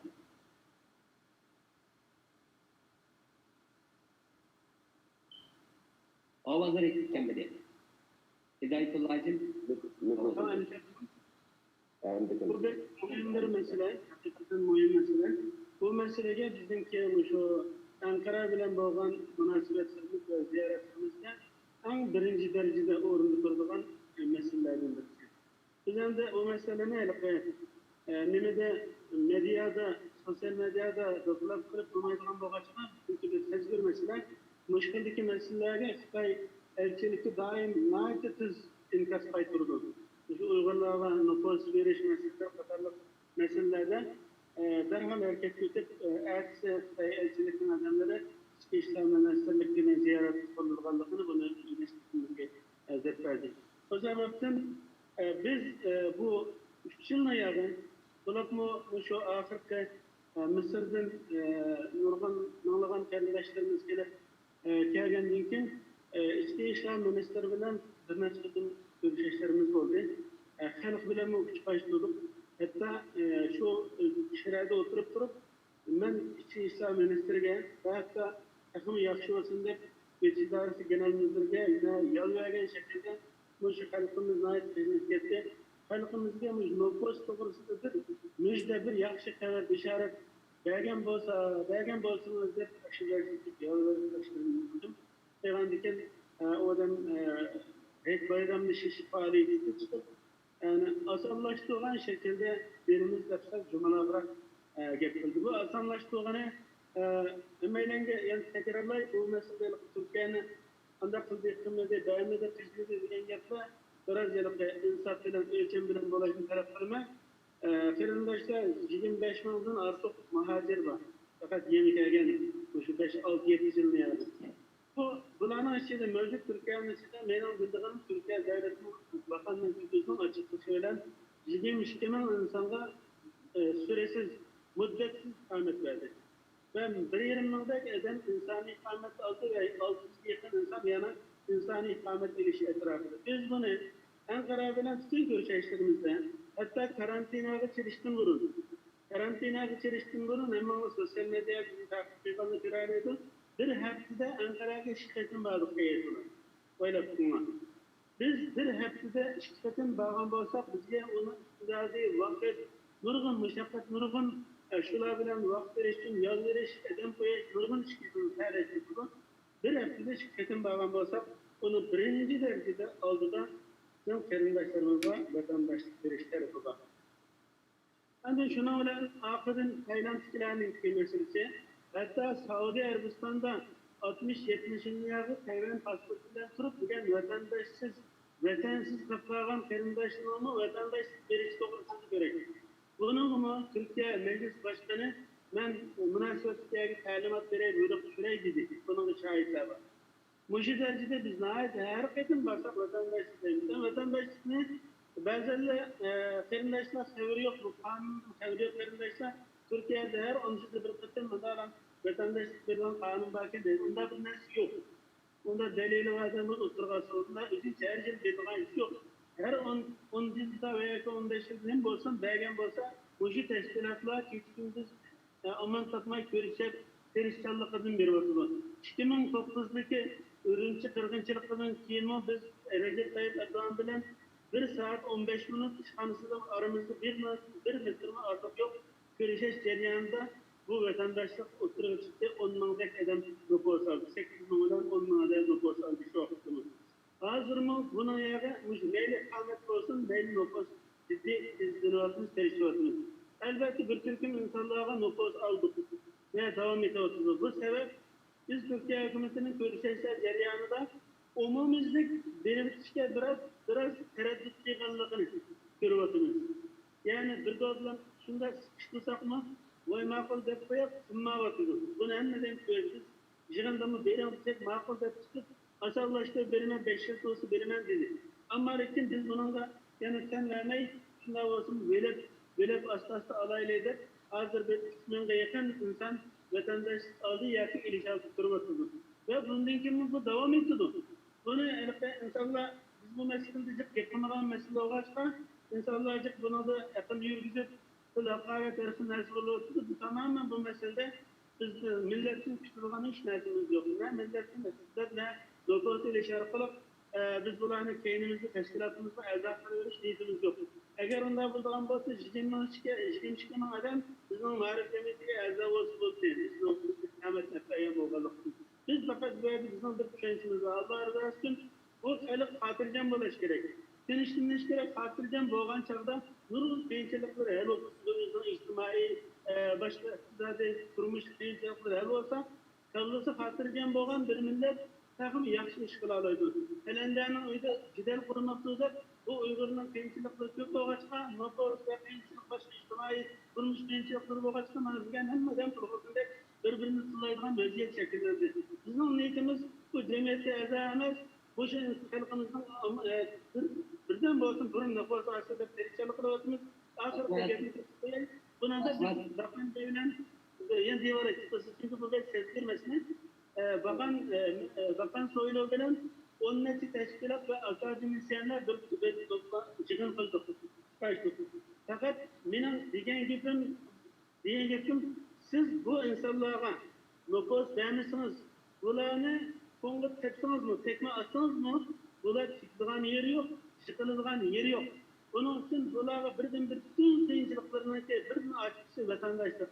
Vatandaşlık vermişsiniz bulmaydı da talep kıldım. İnşallah bunu devam etmemiz. Kerimdaşlarımdan sever kıl bizim elimizde sürüşüne aldık. Yana bir sual. Avral degan bir kelimdeshimiz var. Bu Sirajidin Nazim'in sual. Suudi Arabistan'da 50-60 yıl burunla heli köp Uygurlar iştirak kılıp çıktıkken. Lekin biz hazır Arap dünyasındaki Uygurların faaliyetlerini yeterli köp anlamayvaktırız. Bunun sebebi nime? Bu Uygurların evlatları Araplarga asimilasya bulup ketdi mi? Ya ki başka sebebi var mı? Çok sorulgan soru bu. Bunun da zaten en çeteldeki Şarkı Türkistanlıkla çok oturaklaşkan yayların birisi Saudi Arabistan. Bir yerde 100 yıllık tarihi var Türkistanlıklarına. Ama yakında 50-60 yıl mabeyinde Uygurların bazıları bu Arap işlerken ahval doğru. Yani bu yüzden tilini yok koyanlar bizim vatan bilen doğan münasebet tamamen kesilgen doğaçka vatan gibi böyle giriş ahvali olmadan için bu da asla yukarı hazır yüzünün fakatlan Uygurluk'un şekil siması ve yemek başka şeyler tamamen ortada. Bunda boğan için bununki davamı emniyet verilen bu davamı hatta hakiki türde açıklıkla ahval olmayken. Ama şunda bozumandı. İmkan var biz teşvikatımızı yükseltip, oturduk münasebetlerini küpeytip, çet eldeki konu Uygurlarını dava sepeki erkeliski hareket kırış bizden mecburiyetimiz. Emniyette bu iş naitideki sınırlık ahval. Bunun için bu bir millet yüzününki tilini, ırkatını, medeniyetini yokasa, ahiret yüzünden yokaş etbarıda açken, bunun için biz çet eldekiler kayıtını terilip, tilimizni, evlatlarımızı uyguçke, hatta meyli Arap, Türk, Garip, hem yerden yüzümüzden milli kimlikini saklatmayı hareket kılsak bu iş bulurdu. Ama bu zaten Arap dünyası bir ığır. Bu ığırlıkını inşallah bunun için her kısmında yine mesuliyetimiz neticesi ığır. Bu işte unutulması lazım. Ama hazır ahvalda maalesef bizimki Arap dünyasında yaşayan Uygurlarınki Türkistan bağlamında boğan münasebeti yok diyelim. Ama bu Yavuz'un Arap dünyası çet elde mi o? Mesela Türkiye'de 50-60'dan Uygurlar yaşayan. Bunun için dava sepide hareket kurallarını size her kim sanırsa bunun adam çıkarış mümkün olmaz. Mesela onun için bu başka da nerede? aynı ahval başka kıyas kısak bulunduğun gibi. Bunun için bu davaga her bir fert, her bir şahs arlaşması bulmayacağın bir ahval aldık. Bu meseleni yaxshi tushunishimiz, en başta biz o'zimizdagi mas'uliyat tuyg'usini yaxshi bilishimiz va boshqalar qarta bunu munosabat qilishimiz lozim. Gapni uzatmay. Rahmat. Rahmat, bu sual, yani bir sual Ahmet İlyasov deydi. Büyük sevindişimiz var. Assalamu alaikum. Mening sualim hem ustazlarga, aldı bilen bugün içe kılgan hizmetlerinlarga Allah razı olsun. Deyilgenlerden qaraydigan bolsak, hareket kılgan bolsaklar, Müslüman halklar tarafından qo'llashga erishgan bo'ldik. Undaqda yuqoridagi hamma ustozlar undaq qilishi kerak, bundaq qilish kerak degan shaklda bo'ldi. Undaqda sizlar tashkilot rahbarlari bo'lish bilan shu qilinishga tegishli bo'lgan ishlar uchun sizlarning konkret planinglar bormi? Bo'lsa qaysilar? Virüs çıkandan beri media jangi gavdilik bo'lyapti. Sizlar bu sohada nimalarni qildinglar va yoki bundan keyin qiladigan konkret planinglar nima? Men bir javob qilay bu to'g'rida. Media meselesiga kelsak, zaten sosyal medya o'qitdi uyga kirib olgan bo'lyapti. Hozir ham media bo'lib, Ramazon ibodati bilan birga o'xshash nisbatda media teşvikatını size erip veriyorsunuz. Hatta şu öyünüzde oturup hazır Nurhan teşkilatındaki ezalarına konferans veriyorsunuz. Hepsini öyünüzde şunlar ciddi yapıyorsunuz. Ballarını ayrı bir öğün geçirebilip ballarımızdan kesilgen anda Nurhan Müslüman Türkistan'da anlatış Twitter, Facebook'ta hareketleri gizliciyle öğlen görüşecek bulanın Türkistan'daki ülkede ekiliş noktasında ciddi işler veriyorsunuz. Hem de İslam dünyası da Kılıç değiştirmesi, neresi gelseydi, hiçbir vakitte inşallah andaklarımızın ziyade emeli hareketinden bu meydana girdik. Biz bu yukarı diyende bir kişi cereyanında 5-6 devletini tekrar ziyaret kılığı şarkılı medya ve olanın ziyaretleri, cemiyetlerden nahit yakşı bir yön aldık, karşılık aldık. Ve bu hatta siyasi müteessir göçülük Malezya'nın ve başka seferinin durumun işte bunu oturdu. Medyada ciddi hareket olası Arap dünyasında bu mu şu ziyaretlerimizde münazdarlık. İkincisi biz inşallah bu nimi tügüse Allah'ın izniyle bu kriz tügüse bizim hazır sivil diplomasiye herkesi de bir merkez kurduk. Bu zaten Muş'u dairede elip vervattan ziyaretlerdi. Bizim planımız da bu Orta Şerif ve Afrika Katarlık İslam devletleri de ciddi hareket edip veriş. Hatta fakatlam İslam dünyasımız Şerif'teki bazı başka devletlerdendir. Münasebet kuruş noktasında ciddi plan lahiyelerimiz var. Ancak benim deydiğim mi şu? İnşallah teşkilatlardan derhal emeli işgal, demiş kılırsan deydiğim anda devamlı hesap eleştirisi ve yukarı buldu. Ama bu hareketke aslında ciddi bir şekilde edem gücü bilen, akıl gücü bilen, ilim gücü bilen, iktisat gücü bilen destekleşke ihtiyacı var. Muşu bugünkü günde teşkilatlarını toplamayı tanıtıp Allah'a elbette tanki, icabi tanıtını biz kapılmayımız, koduluklarımız, alımız o bizim için bir yolu yok. Ama lakin orunsuz, Muşunlar bizim vaktimizin dayaklayıp, elimizi sokaştırılan meseleler değdiğim yok ki, terimdaşlar kelamlar. Hiç kim hiç nersini monopol kılmadı. Hiç kim hiç nersini yeklemedi. Yaşlarımızda hazır bütün imkaniyetimizde yaşlarını terbiyeleş, yaşlarını davanın için söyleyerek eriştim karışmasınız. Yaşlar üstünle iki tane merkez kurup hareket kılıvatkan bir teşkilat, Türkiye'deki teşkilatlar birliği. Şunu olan birge bu sivil diplomasi bu kağızlanmamaydı. Bir devleti ziyaret edilen çağda akıllisi 4 eden bulması 5-6 eden bölgesi son ziyaret eden. Çünkü biz bağın yerde gördük ki bir gün, iki gündüz içinde bölünüp bu davanı anlattık. Bunun için bu edemlerin berişi kağız bölenemez, iktisat eden bölüdü. Biz bu sivil diplomasiye meselesini madem halkımız İslam dünyasından inkas isteydi, madem halkımız emni isteydi, madem halkımız bu davada ciddi bir neticelerini göresin isteydi, onda olsa bu işte deydiğin, bizge imkaniyet yaratıp kişilerinki. Elbette biz hesap koyduk. Hesap verelerimiz bu gün tutaklarımızı kollayan çağda Vaktimiz Bu- pek az kaldı. Tamam. Bu projeni emniyet cihatın kollaştığını talep kılınız. Bir devletki bağlanacak öyle sana biz Erzen Belediye'mizde 3-4 gün geçiştirip Erzen Belediye'mizde.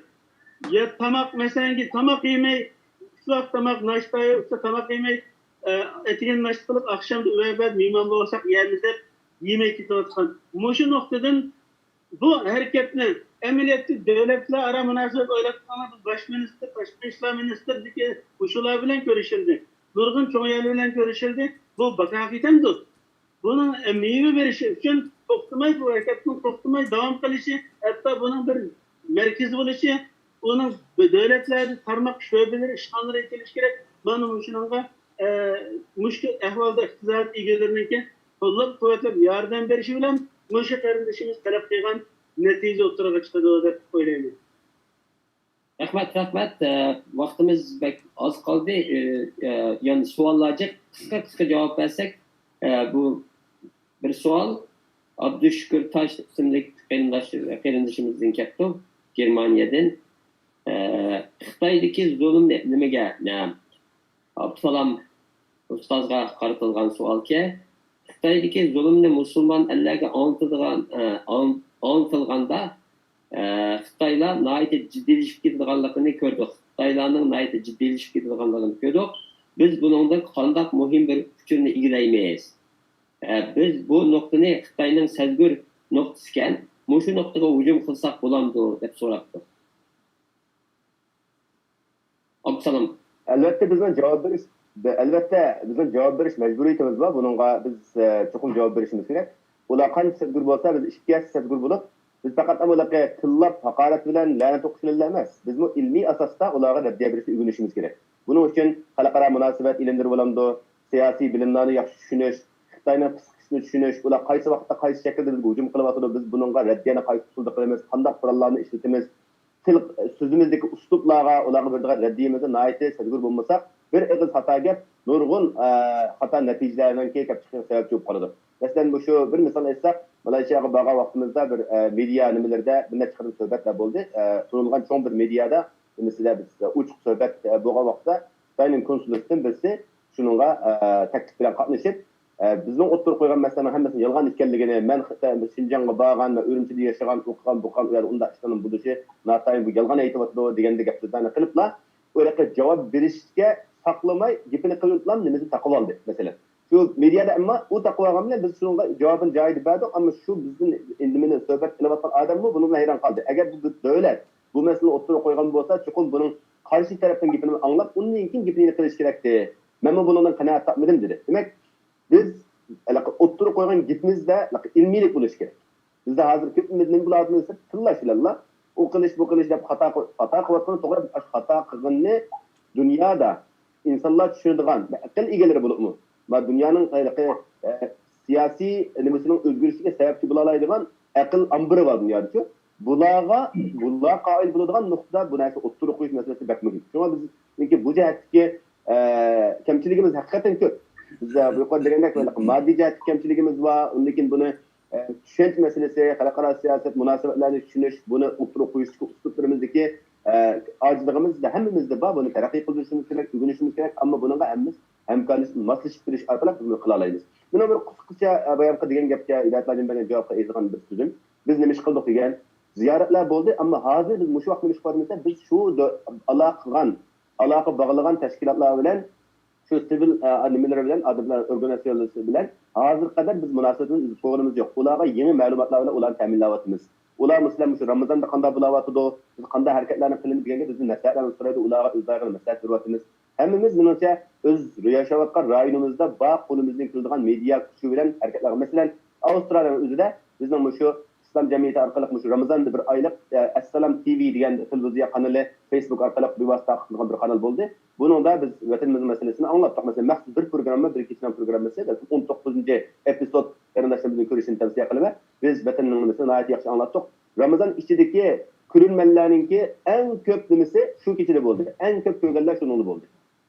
Mesela san jihatida necha minglagan odamlar ko'rdi. Shu vaqtni o'zida ko'rganlar bir kun ichida bir necha ming odamning ko'plab buni ko'rganligi, buning ularning bergan imkoniyati bor. Demak, harakatlar bo'layotdi qarindoshlarim. Ammo o'zimizdan qilayotgan harakatni birinchi sal chaqlamaylik. İkincisi bunu ayıplamayın. Nemiş kıldık diyen sualdan burun biz nemiş kıldık. Mesela teşkilatlarına katsak Dünya Uygur Kurultayı olsun, Mağrib Teşkilatı olsun, o başka teşkilat olsun hemmesi kısaltılmadı. Dünya Uygur Kurultayı'nınki oturulan bir teklif bu mesela. Uygur bedel pulu ötüleş meselesi. Birinlerde. Bunu kança adam ihtiyarlığın birlik. Aşı keyinde şu devletler koyulgan mesullar kılıp keyine kirvelip vermemişler etmemişler diye vakıda az bir dolar 10 dolardan kalıp yıllıkta 100 dolar etraflı biriş. Benim adamlar bir vakit nurgullar vermeye oturur. Mağrib Teşkilatı bunu nurgun kısaltılıp mağadıran bir iş. Bununla mesela hazır virüs krizisi yardım edip dünyada bütün şarkı Türkistanlıklar bununla atlandı, faaliyetler yaxşı oldu, Allah razı olsun derken her bir dolara, her bir liralara Allah köpler tecrübe etsin. Ama biz bunu nemege atladık şu yerde zulüm uçuravatkan demek iqtisodiyotdan qiynalgan qarindoshlar uchun yig'dik. Ammo shuni qilayotgan tashkilotlar buni ishni qilish jarayonida ularga odam tutish kerak. Bularga xolis bo'pti 10 dollarini nima xalqimniki hozirgi duch kelgan iqtisodiy yordam qilay 2 dollarim tashkilot uchun bo'lsin. Qaranglar siz ma tashkilotni mag'bursiz, ma tashkilot uchun pul ketadi. Buni siz ma'noga xolis beray. Deb uni zakat qilib qo'ymay, xolis bir insonlik, sharq turkistonlik bo'lish bir tutimiz bilan xolis shu tashkilotlarning qilayotgan faoliyatini qo'llash uchun bir hareket qilishimiz kerak demektir. Bu meseleni teşkilat ilgileri belki hicvullah demeyiz, lekin bunu biz his qilishimiz kerak. Oddiy bir teşkilatın nurgulluğun pul ketadi, iqtisod ketadi. Biz shuni qilvatanda qilmayapmiz. Bu kimning ustiga yuklanadi? Shu ko'rilman qarindoshlarimiz, Sharq Turkistonlik qarindoshlarimiz ustiga yuklanadigan mas'uliyat. Demak, teşkilatlarning qilayotgan ishi muhim, ammo hammamiz ustiga yuklangan bu masala intayin muhim. Bir-birini ayrı tushunib qolsak, vaqtida biz ziyonni hammamiz o'xshatamiz. Rahmat. Yani vallahi kısa cevap verelim. Neçe minut vaktimiz kaldı? Medya alakalı koyulgan Hoş. Hakikaten bu medya şu yakınki bir iki yıl mabeyninde Şarkı Türkistan meselesi dünya medyasını asasen katılgan kızık nokta medyanın birisi hazır. Neydi İngilizce olsun, Arapça olsun, Uygurca olsun, Türkçe olsun, o başka türlerde en yaxşı Şarkı Türkistan meselesi dünyada anlatılan bir teyit yaşattınız. Bu meseleni falanı tutanı kılıvatıda da bunu ortaya çıkarış, bu meftiyet meselesi düşmanlıki kılısını sakınmış lazım. Ama muşu sualını soğan karandaşlar izlenip kayısı tuzdan neler izlevatıda o da mail, Facebook, Twitter, torbatları onu bunu izlep Türkistan alakalı, Uygur alakalı dünyadaki medya sahasında Şarkı Türkistan meselesinde nümelerinin bulavatkallığı, bu kayısı seviyeli bulavatkallıkını nahayet yakşı roşen düşünerleydi. Hakikaten bu medya meselesi de Şarkı Türkistan davası bir yere gelip kılığılıp, bunu takip kılış, onun aksini meniş, devletlerle birlikte muhatap buluş, teşkilatlarla muhatap buluş, bunun davanın aksini meniş bizde kalkan mesele. O şuna medyada bence yakşı bir seviyede kitapları da işlerimiz. Ama bu medya taşıda koysak normal diyor. Bu davanın ilgisi şuna arkasında talep kuvvetçisi boğan dava ölmeydi deydi. Ama talepni biz kımsak verdik kim kıldı o talepni? Bunun için bu meselede biz açıklık kurtuluyoruz. Hoş. Rahmet. Sırayı Nacım sizge köp rahmet. Yani bir sual bayan sual sorgan Gülü Hamid karindişimizden kepti. Bayan bergen cevabın rahmet deydi. Yani bir sualım yağlık çigidigan Uygurlar bilen yağlık çigmeydigan Uygurlarning o'tirishligi hangni qanday qilganda yuksalaymiz. Bir-birimizga hurmat qilish bilan yuksalaymiz. Bir-birimizni so'kmay, ayıplamay, haqoratlamay, bir-birimiz uchun haqqida duo qilib, bir-birimizga hurmat qilishimiz buni yengib chiqamiz inshaalloh. İnşallah. Hoş. Yani bir sual Hidayetullah Efendim'e Abdullah Muhammed erindişimize verdi. Esselamu Aleyküm. Benim Hidayetullah hakkımızda bir sualım var. Türkiye'deki Uygurlar için Uygur mahallesi kuruş diyen geplercik buluvatıdı. Bu hakta bir hareketleniş buldu mu? Ya ki buldu mu? Bunu Türkiye hükümetinden tasdiklamadı mı? Bu hakta bir düşünce vergen bolsunuz. Allah'ın razı olsun. Bu meselenin Türkiye'deki Uygurların kısıtlatkan en ciddi terkişivatkan bir meselelerden birisi. Sonunda hatta biz teşkilatlarını ular bu işki kumal bilmeydi, ular kılmaydı. Biz kılayla da her xil şahsi eden tizimler ya elimizde bir sanatçı, bir sanatçı büyüyen işler oldu. Ama biz bunu da kılmadık. Biz bu ciddi mesele oğatma. Bu bir yoğun devlette İstanbul'da Türkiye'nin baş ministri olan kişi Erdoğan İstanbul'a vize bilen kezan kılımen degandek bir mesele tartışıp atkan bir şehirde yeni bir şehir, yeni bir yutuluş meselesi asan emas. Belki başka şehirlerde, şerq taraflarga barsak buluşu mümkün.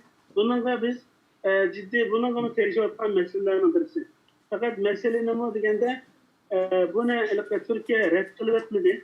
Ama şu bir yan işte koyup makul bunu oylashayli, yaxshi gapkan deb hatta Uyg'urlar mesela nemish qila oladi deb so'raydi chunki qanday turmush kechirdi qo'y vaqalaydi seytir olaydi ishsizlik vaqtida hamma ishni qiladi qanday ishni qiladi biznikilar deb degan buning uchundir yana qonun chiqarib hatta nopusini berib ularga boqadigan qo'y mollarini berib qilayli deb Cumhurbaşkanı baş danışmanı ve başka siyasi kişiler oturan sorun bulup bunu bir oylashayli degan javobni verdi.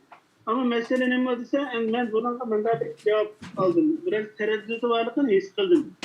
Ama biz yani devam kılıvatımız. Mesela bu devam abim dedim ya, vatandaşlar bağlanacaklıkken nesnenin içinde biz belgeleyen bir yer var. Bu yani derseniz Uygurlar'a da talep eden bir yerimiz var. Nayet uygun yerden.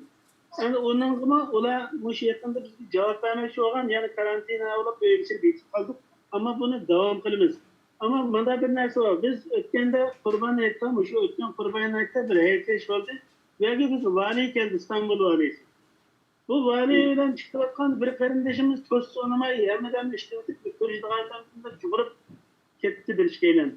Şuna öyle o saksılığımı cumhuruşup gitti. Meyle gibi anlaydı dedi.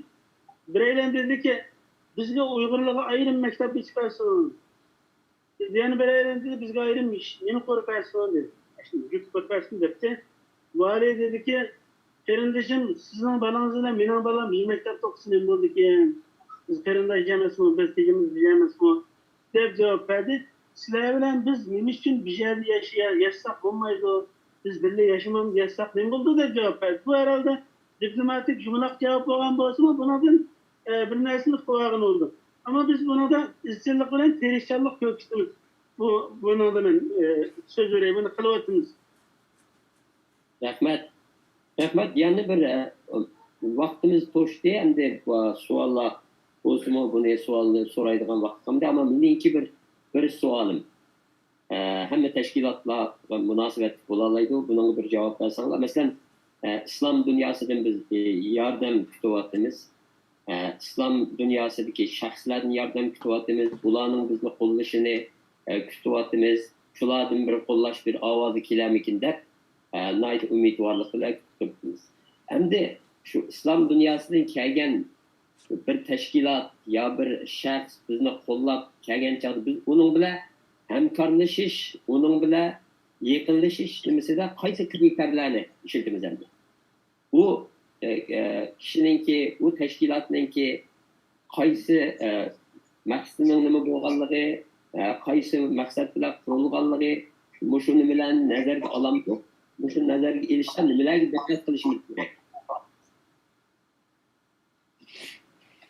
Ben bir yerde bir 7-8 nuqtani yazıp koyup İslam dünyası bilan bizning qilishga tegishli munosabatimiz nima bo'lishi kerak degan.